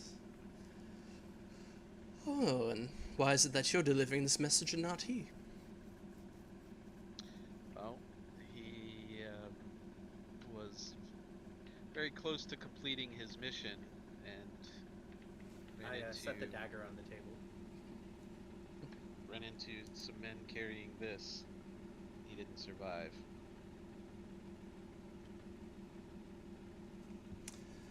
And she nods her head and says, "Oh, so somebody else was seeking the blade, it would seem." Yeah. And she says, "Before we can proceed, I'll need you to share every detail about Tazo's death and the situation we're in." I'll look over at Marno and see if he's okay with us, sharing this. I feel like again Marno doesn't like playing mind games, so he's like, "God damn it." Okay. But do we remember the tattoo, the glyph tattoo that the guy had on his face? What was his name? Yeah, Is that it's the same symbol it's the symbol that's on the dagger, which is why I brought it out, so that way Oh, okay. we wouldn't have to explain the glyph. We could just be like, yeah, he had this dagger, also a tattoo of this on his face. Okay. And she said someone else sought the blade, so she knew what we were carrying too. Yeah, yeah. Well, Okay. at least maybe she knows that they were looking for a blade. She didn't say honor blade. Did she But say a blade or the blade? The blade. I feel like that's an important distinction. yeah. Well, it She could spent still years be a studying shard blade rather than an honor blade, but I would guess she knows what's going on, but there's little wiggle room there. Okay. With his Shin cultural expertise, would would Marno know what the honor blade they're seeking looks like? Yeah, surely. There's like, even though the Alethi would know, they have like depictions of it in their holy text. Surely, if Okay. I was gonna say if need be, I was gonna have him use the span read without turning it on and to draw Talon's blade to show what it looks like. I don't know how much of an artist he is, but probably not much. But um, yeah, I don't see why we shouldn't tell her about Tazo dying. It seems like it'll be fairly common knowledge pretty quick, and if she really honestly didn't know it already, if Yeah. she's in contact with the stone shamans as well as we were told she is. Yeah. So then uh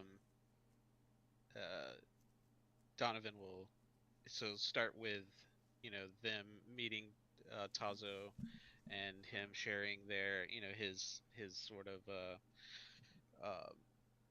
quest with them, and then go over the bandit attack and the diversion.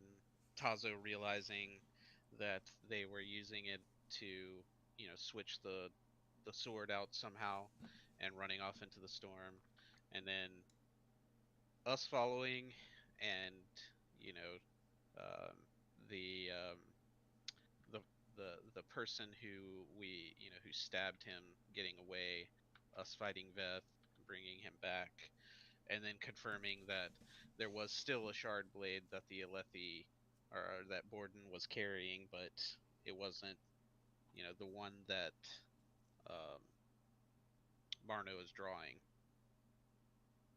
And you then say that he made Marno promise to continue his quest and to tell us to find her. And she nods and says, I see. She's like, well, this is supposed to be a simple robbery case for me, but how to do that when the goods are never delivered? She nods her head. She says, okay, well, in that case, our best option for tracking down the honor blade is to talk to its previous owner. Lucky for us, they managed to drag him into the local Ardentia and have him under guard there. Oh, that guy.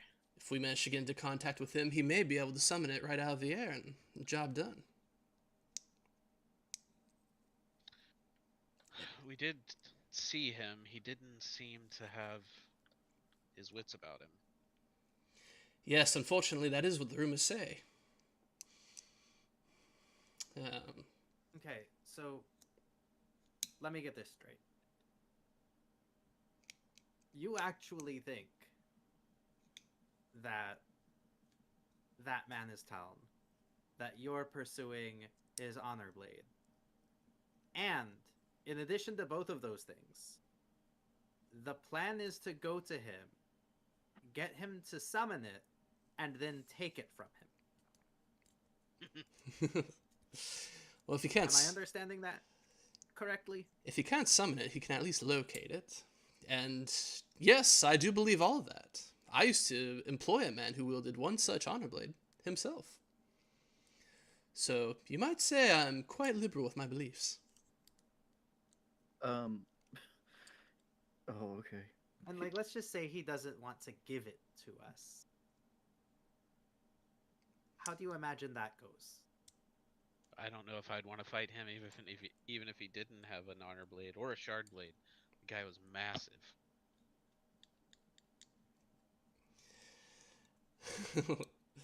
And she shrugs and she said, Dalinar's soldiers got it away from him the first time. It can and will happen again. Even if it takes a day or two for him to calm down for us to retrieve it, it'll be there waiting for us. Our enemies will have no clue.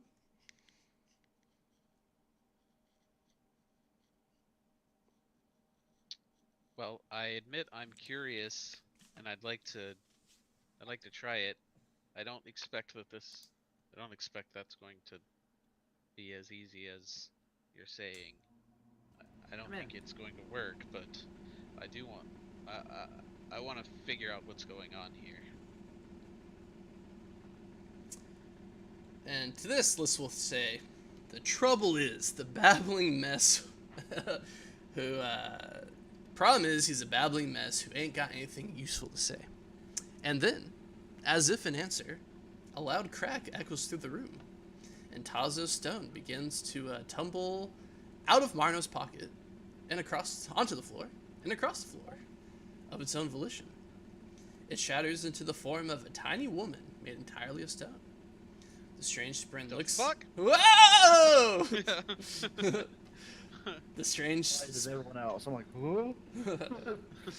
The strange spren looks up at you and speaks with a voice like churning gravel. I am Poahu. Take me to Harold, and I will help.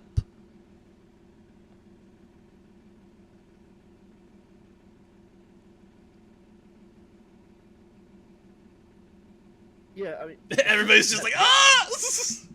Yeah, I think stunned silence is appropriate reaction here. Probably more so for Tommy than anybody else, because Spren's still pretty new to Tommy. This one is talking.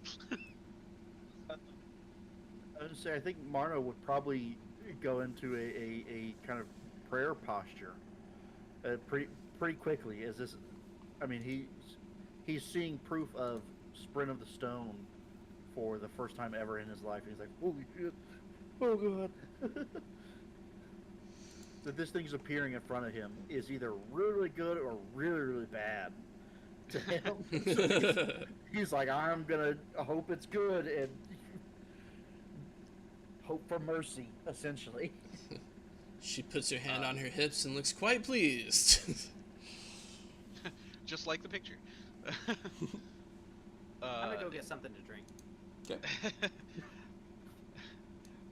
Donovan is gonna look at Liz and be like, "That friend you were talking about, did he have a talking friend too?" No, he did not. He did have a fancy rock, though.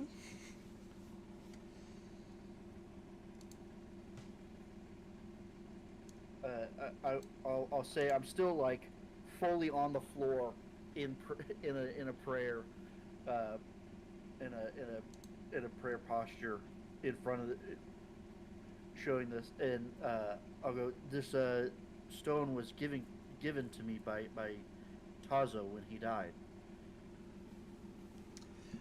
And the Sprin says, I am Peak Sprin. Tazo was mine, and I was his. He would have made a fine stone ward. I feel like I'm kind of confused a second, but I hear he was mine and I was his, and I kind of look at my companions. I was like, "Can you marry Sprin?" I shrug and I'm like, I mean, I don't know if we can. Can you? Wait, the Stonewards were part I don't think of so. the Lost Radiance. That's like, it's like the Truth Watchers, like the. Radiance, yes. Shapers of stone, soldiers of honor. With one of you, yes, a bond. Stoneward's return. Nods her head. I don't. Is that something that we want? Knights Radiant to return? She I'm nods her pretty head. sure Okay. Well, you guys get the feeling we have no idea what's going on? I am curious because as a player, I understand that aside from the honor sprint and the cultivation sprint, that the other intelligence sprint were made by honor and cultivation together. So would I address this sprint as Poahu daughter cultivation? Oh, Because cultivation is her mother, kind of? Maybe? I don't know how it works. Is I that think something you gotta that make a we call know? on that. Do we even I- know I- that honor that- and cultivation are? That's what I'm asking. Would the Shin know that? Would I have been taught that as a Shin? I don't think... Zeth seems to know that's true. that. Yeah, well, yeah, but he really only addresses Syl as daughter honor, I think. Yeah. That's so. And that's what I'm saying. I think you get to make the call here because I don't. There's no book or lore example that I've seen that addresses that question. So yeah, I think you got to go with what feels right here. Oh wow, you're carving your own path in the lore. This is exciting. I will say I will address her as Seth addresses the heralds as just son or daughter god. We'll go with that. I don't think Marno knows the distinction between honor and cultivation, so he's just going. A god made this. She is the daughter of a god.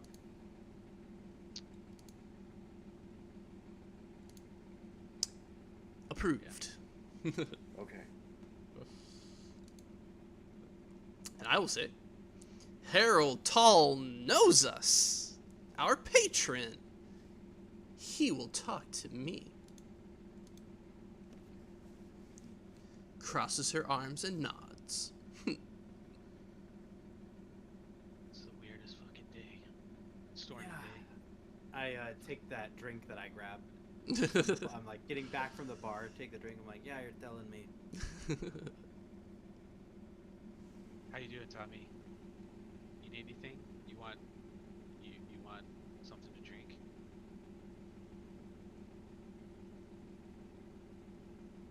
Kid, He's just like still frozen with his mouth Oh. open. Yeah. Nako, you all right?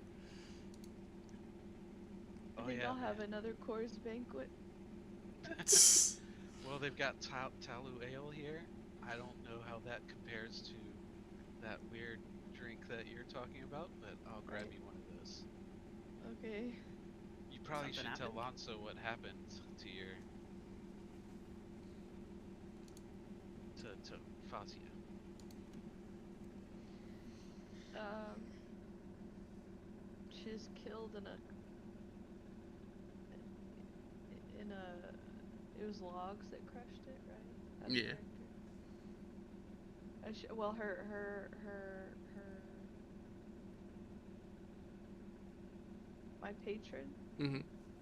her scholar, was killed in a log accident, or in a log and carriage accident.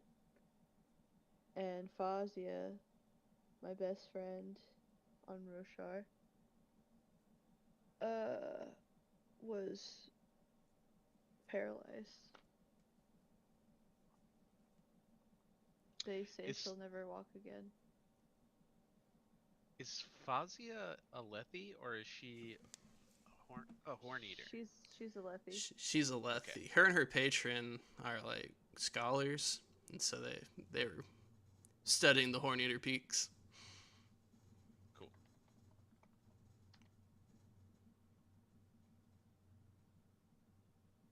That's that's a lot, Nako. I've lost a lot of people I care about, but at the very least, your Chalispa is alive. That's that's good. Yeah. Yeah, I guess you're right. I You're right. You're definitely right. These uh these planes have a way of taking people from you.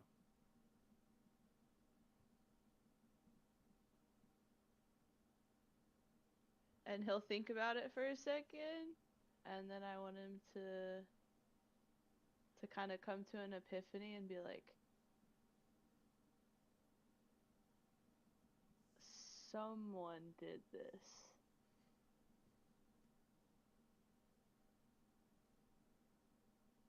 And I kind of want I want now for his brain to be made up that he's got to get to the bottom of who was behind it. Ooh, that sounds like a new goal. Donovan sets a warm ale of some sort. No, wine of some sort. They have Talu ale or something like that. Some kind of grain-based thing. I thought it was still called wine. I thought all of their alcohol was called wine, and that was one of the things. I'm I gonna think it's look only it up. wine after it's been distilled. I'm gonna But look it I up think because I feel like it was called something like ale, but they they now refer to it you're as an ale before, yeah. yeah But they did also you've say got wine me is made of judging grain myself alcohol. now. Like I don't remember, but I thought it was, but it should be in the items somewhere. Can I add that as a new goal? Well, I want to talk about that. So when you received the communication from Saint Jimmy, in my Uh-huh. mind as a writer, that was him being like, He was behind it. yeah, that was him admitting that he like set a challenge out for both of you, and you failed the challenge, and in so failing it, he went and killed Rick. Okay, so my goal should be then to hunt down Satan Jimmy Yes. and hold him accountable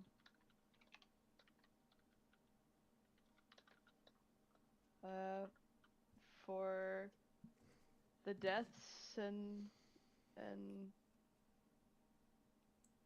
hurt people.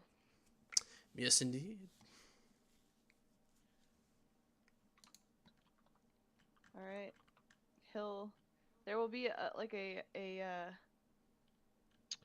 how do I describe it? A darkness washes over Tommy.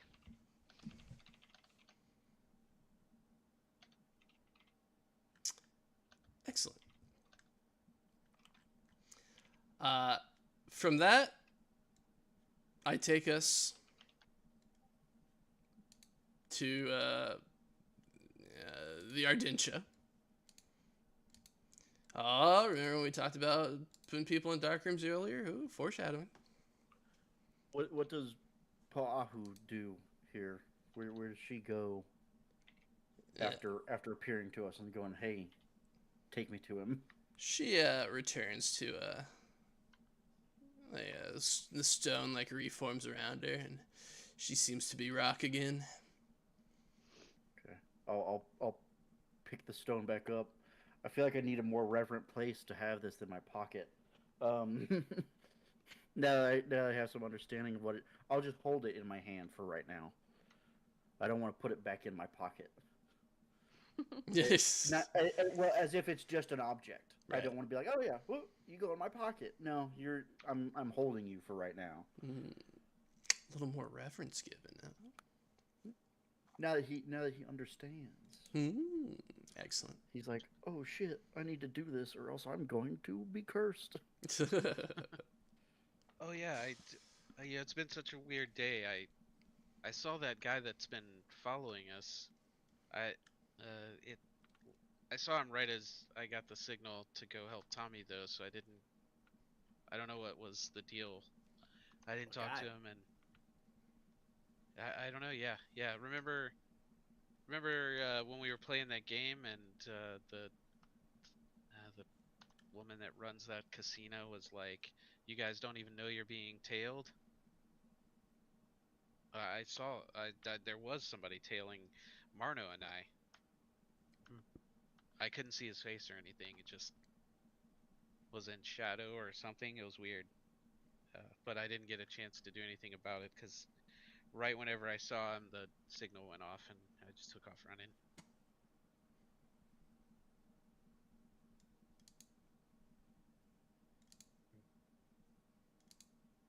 Okay. And Maybe just one of these guys. just for fun, Liz will be like, well, actually, earlier in the day, I did send a spy after you guys to tail you. Well, yesterday, but you guys didn't see him, so. It was earlier today. Do you still have him tailing us today? Oh, no, I called him off by then. Damn, we got 2 people tailing Yeah. us? Well, actually, he was a stooge. You're supposed to find him, and I was going to give you some bad information to throw you off my tracks, but guess I overestimated your abilities. Well, time for you guys to break into the Ardentia and talk to a god.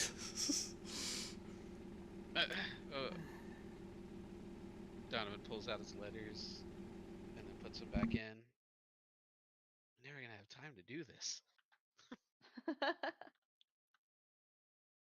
Things keep coming up. All right. Donovan, as you look at your letters, you see that all the ink of them has become smeared. The letters themselves, it's all just like blobs now. Oh man, he's really upset, but he feels like my problem is like the smallest problem in the room right now. So he's gonna keep it inside. Just cram it down. This is fine. Yes. Just everything I've worked my whole life for. It's gonna be alright.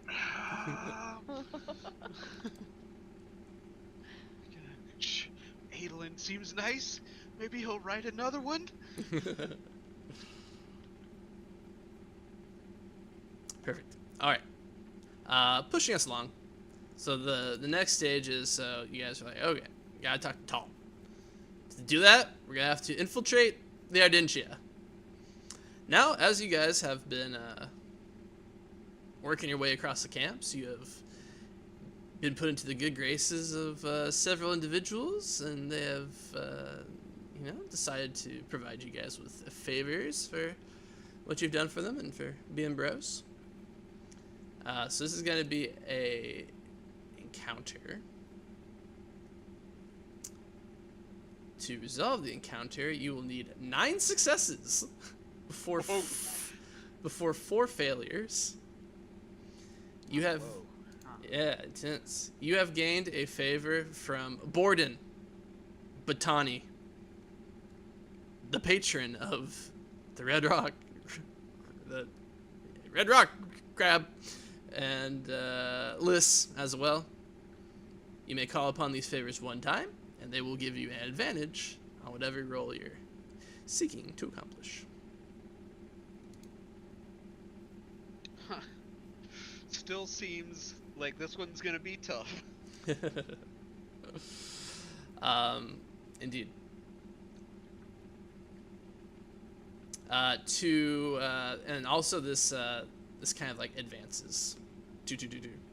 So as you guys head over to the Ardentia, this is like a place of healing. It's kind of nighttime, so it's not as busy at the moment, but this is where the common people go to learn stuff from the monks, and it's also where they take care of the mentally ill in the plains.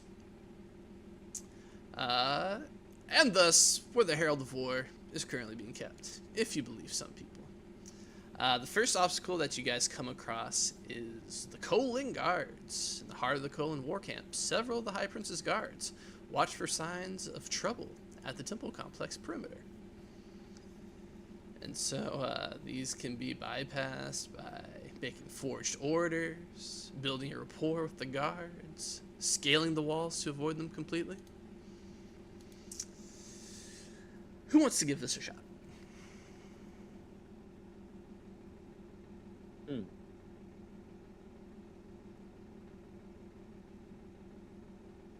How high are the walls? It doesn't... scalable. Okay.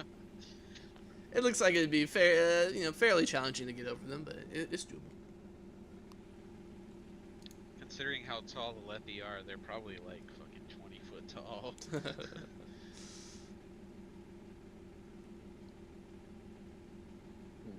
Do we have rope or anything?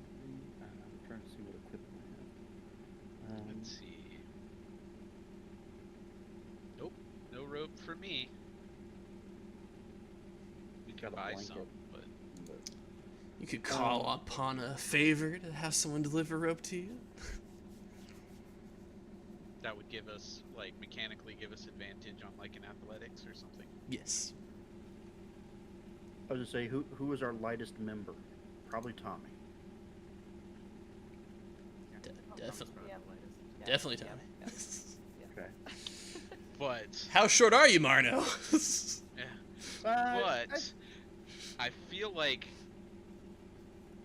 Tommy's a speedy guy, and the person climbing is gonna need to be a strong guy.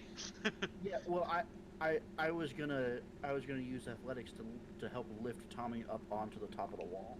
Nice. That's why I was asking how tall it was and everything. Mhm. I think Marno's probably like 5'8". Okay. Right. I mean, Shin in general are on the shorter side, especially in comparison to a Lethi. But even not compared to a Lethi, they're on the shorter side. So yeah, I figured he's probably a little shorter than what is considered average in the U.S. So that I'm basing that off real world things. I gotta say, you guys telling me that like Alethi are giants, it makes so much more sense whenever they're like, the Shin are childlike. Yeah. I was like, Imagine. Yeah, It whenever- really makes you reimagine the Zeth fight scenes whenever you feel like these guys are almost like twice as tall as him and he's just mowing him down. Yeah, when a 5'8" dude is fighting soldiers that are averaging 6'4", it's like, whoa, okay, what's going on here?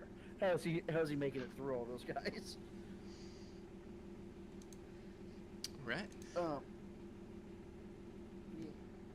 All right. I like an athletics roll. Do you want to call in a favor to Yeah. get advantage, or? um, well, I figured that with the rest of us getting over it, we'll need some way to get over it. And I assume I can't throw everyone over this, but I could probably give Tommy a pretty good heft up to the top. Um, so I say call in the favor, but it's the first roll. We might as well try our best to not, fail the first roll. yes, yeah, I don't.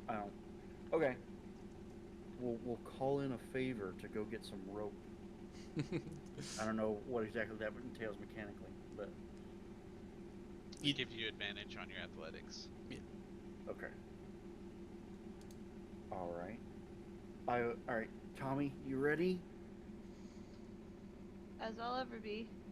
All right, and I'll put back against the wall, hands laced together, for him to step into my hands and get lifted up. Okay, he does it. All right, I will roll an athletics at advantage. Mm. Yep. A 16. There's that 11 again. 16 Yeah, is yeah. a success. One on the board. Ding. As you, Yes. all right. As you Whoa. toss Tommy over, and you yourself manage to get through. It He doesn't. sets a rope and we climb. The rest of us climb over. Yes, yes. Except one more person will have to succeed on a different test in order to get in. Does anybody have a good stealth to try to make sure we don't get spotted? I would say, Tommy, while you're in there, you want to be stealthy to set up the rope. Oh, to that's get us- great. Get us the rest way over. Yeah, I love that. Yeah, I've got a alright stealth. I got a +3. All right. Way better than mine. I would say mine's only +2, and I'm in Alright. chain armor. So Okay, I'll give it a shot.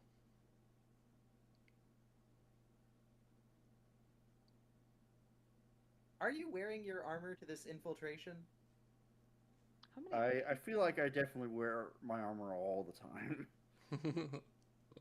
He's Oh a my he's a gosh, sol- he's your a soldier. forge will- He's used to always being in armor. That's one of 3 8s I've rolled tonight. Your poor shoulders. All right, that'll be a failure as Tommy. He can't really find like a good tree to tie the rope to or anything like that. So he's looking at it, he's like, "There's gotta be something." Kind of panicking. Damn. All right. I would say I'm an expert with my chain armor, so it doesn't have the cumbersome treat. So I'm chill now. My shoulders are fine. All right, Alonzo or Donovan, how are you guys gonna try to get through? As it looks like maybe this rope isn't gonna do it. I don't I'm know gonna if go. I. Go ahead, yeah. Oh no, go on. I was just gonna say I don't know if I've got a good roll for this part, so I think that I was gonna step back from this one. I'm gonna go elsewhere, and I'm gonna start a fire that will hopefully get the guards to go check out what the fuck that fire is, and then you can just walk in through the front door. Sounds crafty to me. With that, should we whisper over the wall? Go, Tommy, go unlock the front door. We're gonna set a distraction. Okay. Got it. Sorry, go ahead. I did not mean to interrupt, but No, you're good. I just want to set that up. All right, so you said crafting? Mhm. And I've got a flint and steel, so it's a spark flicker, so I can in fact set fires. Alrighty. And you managed to set a good enough one that not raises the alarm, but some guys are like, "Whoa, way!" And they run over to stomp it out as you sneak through. All right. All right. We have passed the guards with 2 victories and 1 defeat. The next stage of this endeavor is that there are ardents on duty. Once the party actually reaches the monastery, In the Northeast Temple Complex, they find that Ardents are seeing patients in the northmost reception and treatment area. So you guys can convince the Ardents to let you pass, sneak by without being seen, or find a secret entrance. Ooh. That leaves us with Donovan for this round. I think maybe I'm gonna try a medicine roll. I'll try to speak to them and tell them that I'm working with the healers over in this camp, and we needed some advice, and then try to get to some sort of thing, uh, uh, condition that they would let us pass. Okay. Okay. Um, I don't think. Oh man, I really want to call in a patron because I don't want to fail, but I'll let the next person try to do that if I lose it. Okay, 21. Oh. Okay, yeah. They go, oh, okay. And they nod their heads. He's like behind his back, like motioning everybody to while he's got them distracted. Ardents on duty shall require 2 more people to also succeed, but this is the first one. So Donovan is, they're not suspicious of him as he passes through. We're on a new round. We're at 3 wins, 1 defeat. Who would like to go next?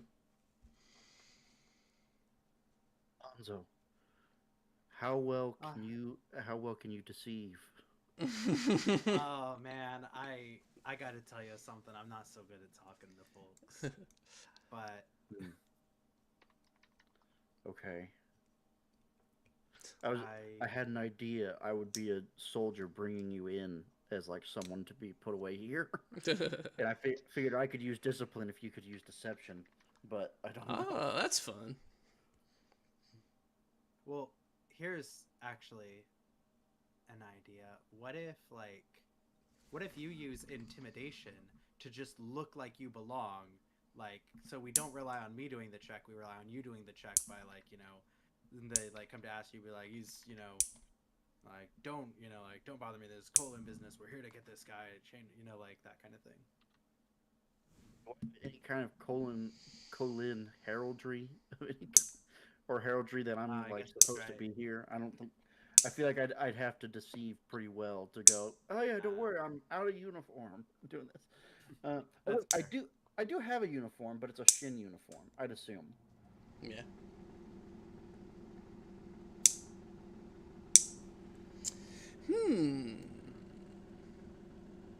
Could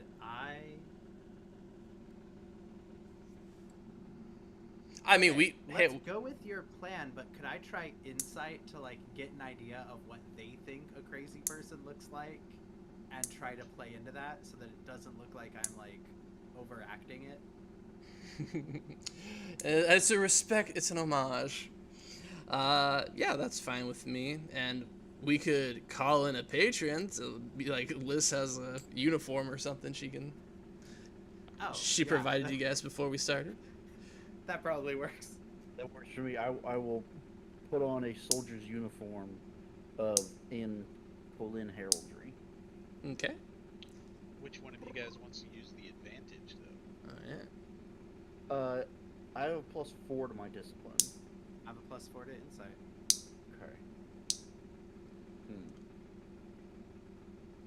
We'll split and say you each roll a d10. Let's just get that. Tell you what, I'll just roll flat. You take the advantage. Okay. And I'll raise the stakes on mine so that I've got the plot die. Okay. All right. So discipline. Let's reroll that plot die. Damn. You managed to give a tasteful depiction of mental illness at the. Yep, exactly like that. And Marno manages to act stern and lead the guy through the lobby to the inner chambers.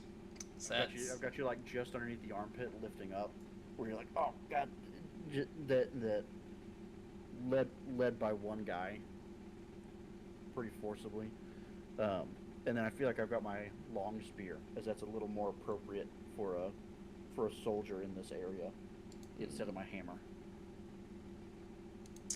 very good. 2 successes, bringing us to 5 wins, 1 loss. Great odds. From Ardents on duty, we now progress to the Herald Cell, or specifically locating it. Talm is one among many of poor souls imprisoned in the monastery, in quotation marks, for their own good. You want to discover his exact location. You can do this by watching the Ardents to try to glean information, I guess. Sneaking into an Ardent's office to find the floor plan. Or search records for patients listings, or whatever the hell you guys want. We can't read records. I mean, Yeah, you know. None of Listen, us can read yet. they thought there'd be one girl in the party. Lonzo flipping through like, found it. Can anyone read this? Fuck. Throws it. It's written in Shin, I can read it, but I can't read Alethi. I figure there's apparently a Shin warrior script that I can I would read, like but to try something, DM. Lonzo occasionally will look at a word and that he's like heard a woman read and try to remember the shape of the word to know what it means. Can I use deduction to try and find look at like the signs and see if I can find roughly the right wing that we should be going to? You can do that. I will increase the DC, but Tommy and Donovan have not gone yet in this round, so we'll do it after they go.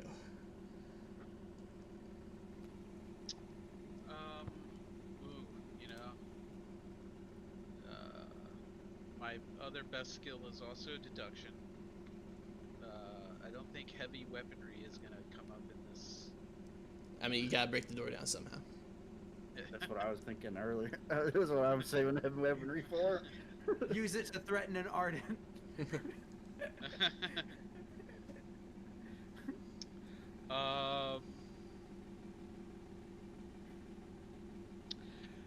Here's a weird one. I'm gonna try lore, knowing that who this guy is telling himself to be. He's gonna just like try to strike up a conversation with an Ardent and talk about hearing about this guy that claims he's tall, and talk about some of Talm's exploits that I've heard about, and say, imagine how a guy that can't even like the guy that acts like that could be the guy that could do this crazy thing that he did in the past, and see if they'll just give us a hint about where he might be. They say, oh, we don't use the word crazy here. Yeah. All right, yeah, go ahead. Except for they don't seem that sensitive, honestly. Definitely not. Probably say that, but they would not. They'd go, yeah, you're nuts. Yeah. There's literally somebody in this building writing on the wall with feces right now. They're like, we don't use the word crazy in this building, and then he proceeds to start saying the R word. In regards to the feces joke, the camera pans over to Tommy. He's like, "What? It's a prank." Anyway. No. It's only partially a joke, though. That's true. I know. Who was it that uses a crazy thing that's locked in a cell? There was I remember in one of the books, it talks about that either one of the gods or one of the Unmade had influence over somebody, and so she wrote out all their letters for them. All of the shards can influence people that have mental cracks in their cognitive function, but the Unmade and in Roshar, the Unmade and the Tower both do it. Oh yeah. I think it was the In tower that Mistborn, talked about it. Yeah, it happens a lot in Mistborn too. But yeah, in the Stormlight books, you see the Tower do it, and then the Unmade does it not on purpose, but just does it. Yeah, It's yeah, like where the death rattles come from too. yeah. The tower keeps or talks to a lady, and then she physically operates a span route to talk to Navani. That's what it is. Yeah. I was like, what? Where's that from? I remember hearing about that. Okay, sorry. I believe we were making a lore test. You gonna roll lore? I'm gonna roll lore, and I'm gonna call in a favor. I don't know how to express this favor. Maybe with oh man, it can't be Borden. Because like I don't think he would like Borden might be the one guy we want to make sure doesn't know what we're doing here. Yeah. It's like honestly hard to believe he's helping at all, but Yeah. you know, he's like, I'm just gonna do a fun one. This one's for me. Maybe the favor is that he's told you stories about Taln, since that was like Yeah. got him like a little sauced one night while we were on our way back, and so you know a bunch of stories about Taln because of it. That's pretty Yeah. good. I'm gonna give you some good news. That did not roll at advantage because I forgot to click the dice. Mm. So that 10 is hopefully the low roll. Yeah, for sure it is. No doubt. Oh, it got It's the high worse. Wasn't the low roll. Woo! All right. Well, I'm assuming a 10 is a failure. Yes. And there's so many good complications. Okay. Great work, I guess. That's failure. And we go to Tommy then. How's Tommy trying to locate? How's he trying to track where Dalton is? There's no way that like the Spren can just feel where Taln is, right? Like, Can I use survival? Oh, yeah. Survival's great. Me and Max will stick around. Did my mic pick that up? It did. It was great. Good, wonderful. Mhm. Okay. Survival. Let's see. Peak Spring can assist with athletics and lore tests. Good for them. Oh, that's 3 failures, guys. Damn. And we got 4 to go. There are 4 victories to go. Yeah. Oh my god. That's a big number. 9 successes before 4 failures. Mm-hmm. All right. That goes end of the round, so we can go to Alonzo with his deduction test. We got one more favor too. I'm just gonna ask Marno real quick before I do this. Hey, your little rock buddy, she doesn't happen to be able to like tell where he is or something, right?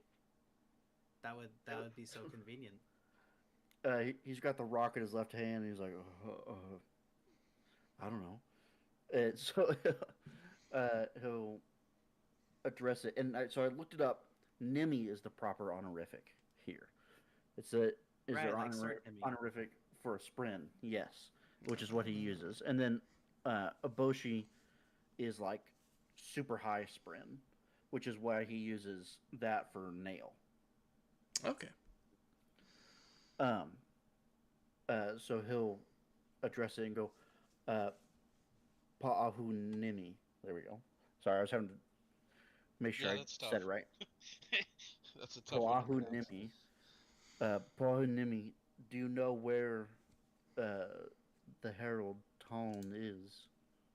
To the little rock in his hand. The rock sits there stoically.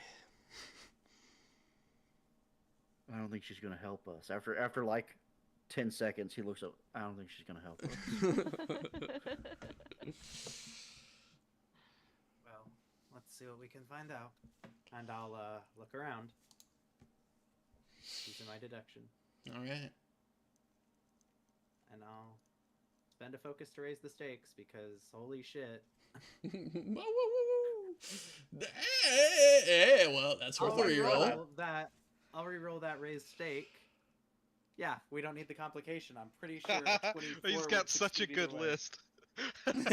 He's staring at that list of complications that just keeps almost happening. I'm salivating. Yeah, no, I felt that and I was like, no, fuck that. Fuck that. He said, All right, yeah, we get seen Alonzo being like, I look at war. the sign and I'm like, how do I explain that I know which way to go without explaining why? I think the sprint talked to me. I don't know. Let's go. All right, 6 victories, 2 defeats. We have one more victory to go for trying to find the cell. Who takes up the challenge? Has gone this turn. Okay. What have we used? We used lore, survival, deduction, discipline, insight, medicine, crafting, stealth, and athletics. Whoa, okay. What if at this point we just all split up and so like if one of us fucks it up, One the will others survive. aren't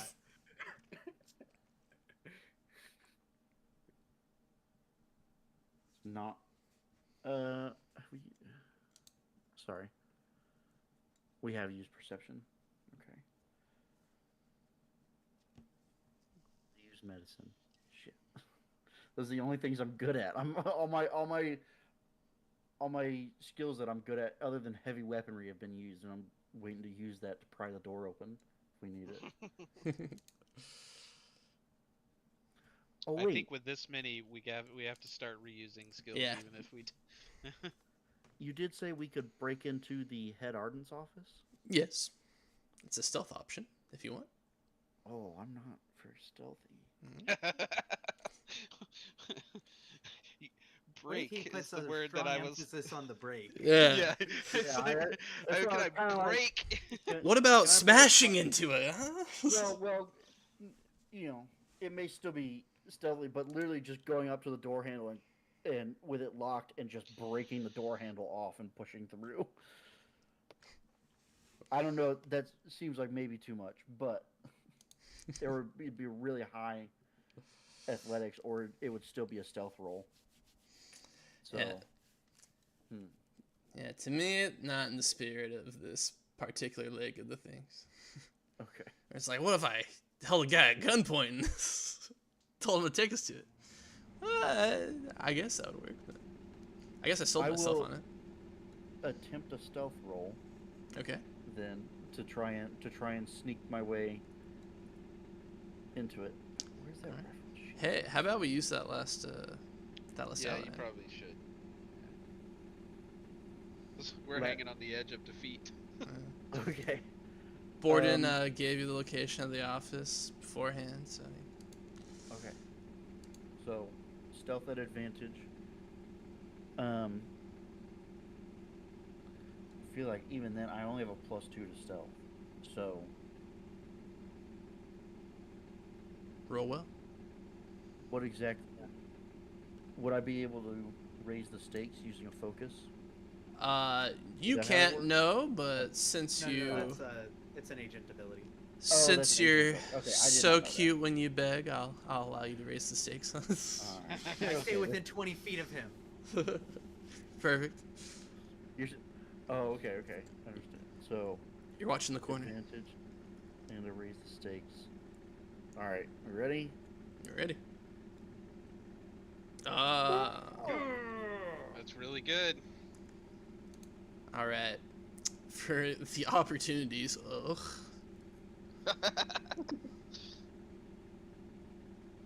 Do I bank that, or does that happen right now?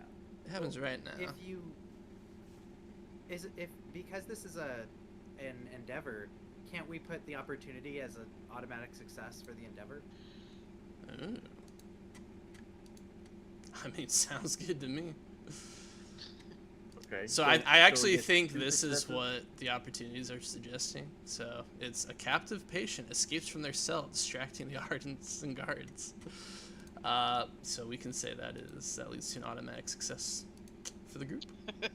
Captain. Okay. Oh my God, she's got poop on her hands. Look out! Come on with the poop, man.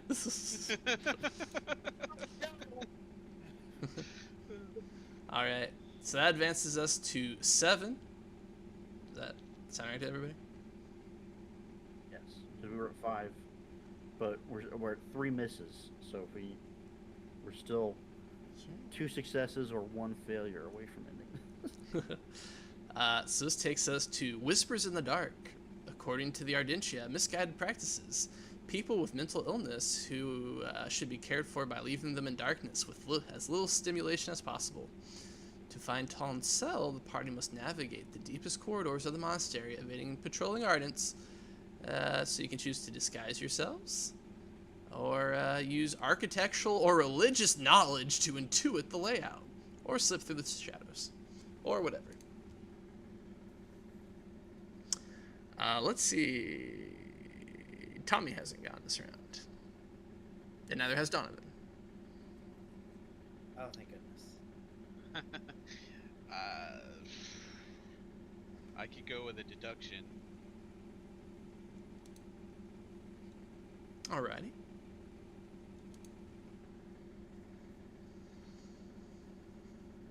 Could be Mike. Could be. douche Ah, that it way was out. Mike. It was Mike. um.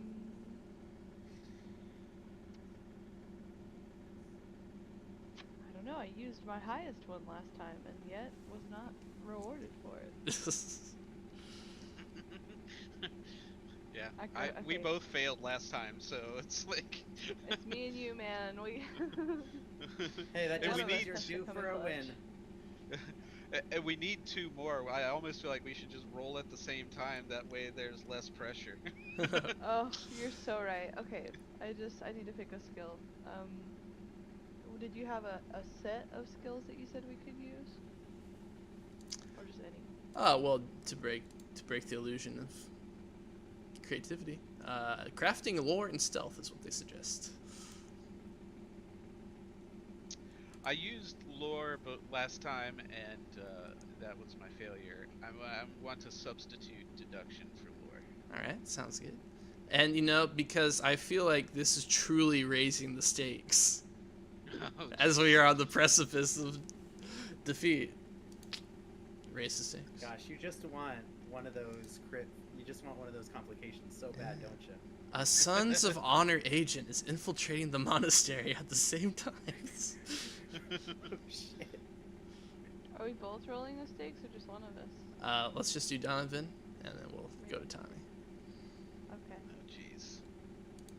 I know Well, it's then our in plan fell through. in direct Well, counter to what you suggested for sure.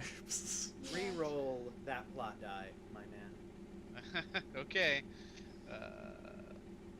Reroll. Plot die. Reroll. Still blank.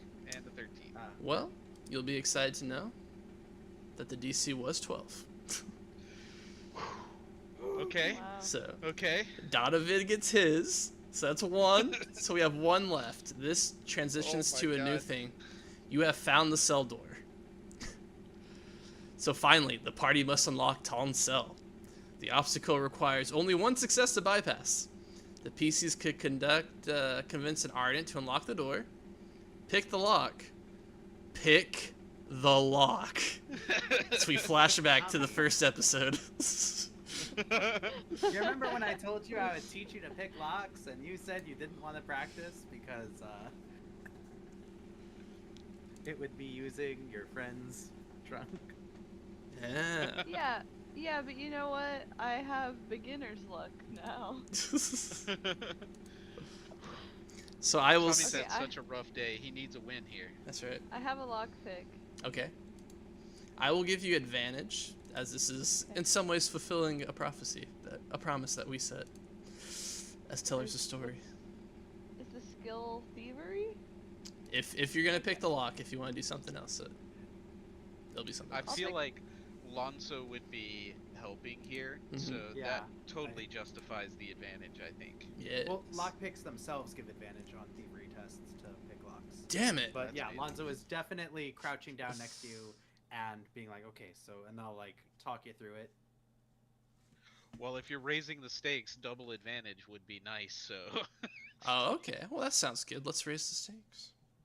Okay. So if you have double advantage, you can select both of the dice to reroll on the advantage check. So it'll give you the best of each of them. Yes. Okay. Oh my Oh, god. Wow. I just like can't A roll. 40, man. Wow. It's her. I haven't succeeded. I think I succeeded one roll today. Mhm. A single roll. Well, we get an automatic success with Yeah. opportunity, right? It's time We to succeed and fail in the exact same moment. yeah, it's time to use the second opportunity. And Ardent has left a set of keys or tools in easy reach, aka inside the lock. He goes to pick the lock and he's like, wait. There's a key in here. Lonzo is like super pissed because like I'm never gonna get to teach this kid how to pick locks. Tommy like throws the lockpick over his shoulder. He did say he had beginner's luck. What more luck can you have than just finding the key in the lock? All right, we will revisit the consequences of this at a later date. But you guys do manage to make it inside the cell. Who wants a picture? Oh, no one. Cool. What? What'd you say? I said, who wants a picture? He asked if we want a picture, but like I was too busy looking at lists to notice the picture.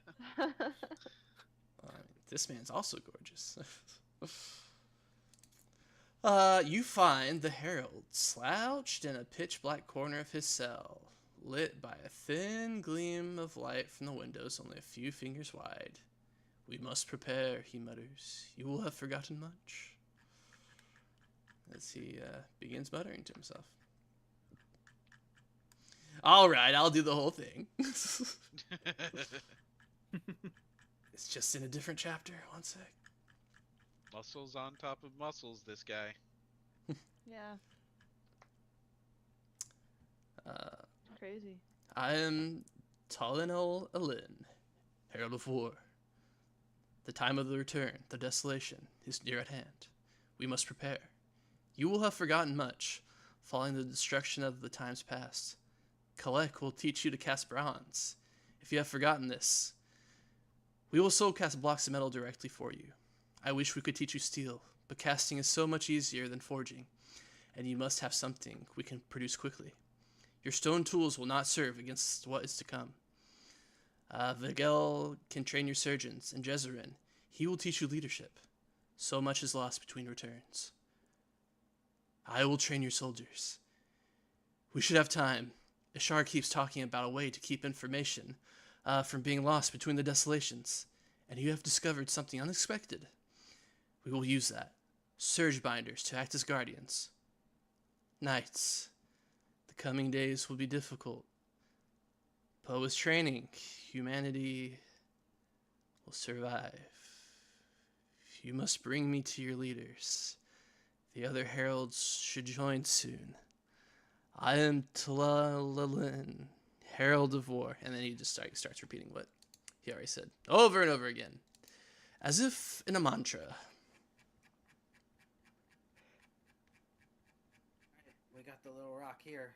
Time for her to do her part. Set the rock on the floor in front of Tom, Excellent. and I was gonna say, we have brought you Pa'ahu Nimi. He is here. As I set the rock down. And the rock cracks open. She yawns out of it, and his eyes lock on it for the first time, looking remotely lucid. He says, "A peak sprint. Do Ashar's knights survive? Is there hope for this desolation? And he looks at you all wildly, but lucidly. Whoa.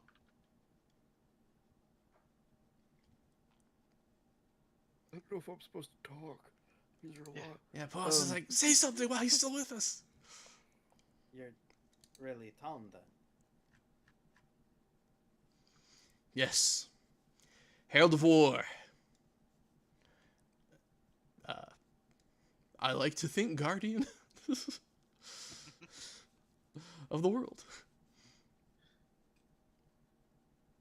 What's happened? You don't seem the way that you should be. And yeah, he looks at his hands and he was like, I was gone for a long time. I'm not sure how long. Maybe I'll find it out during a book. I don't know. But 3,500 years, but whoa, yeah. But he's like, but suffice it to say, I've been through a harrowing ordeal. But that is of little matter. We must prepare. Can you summon your blade?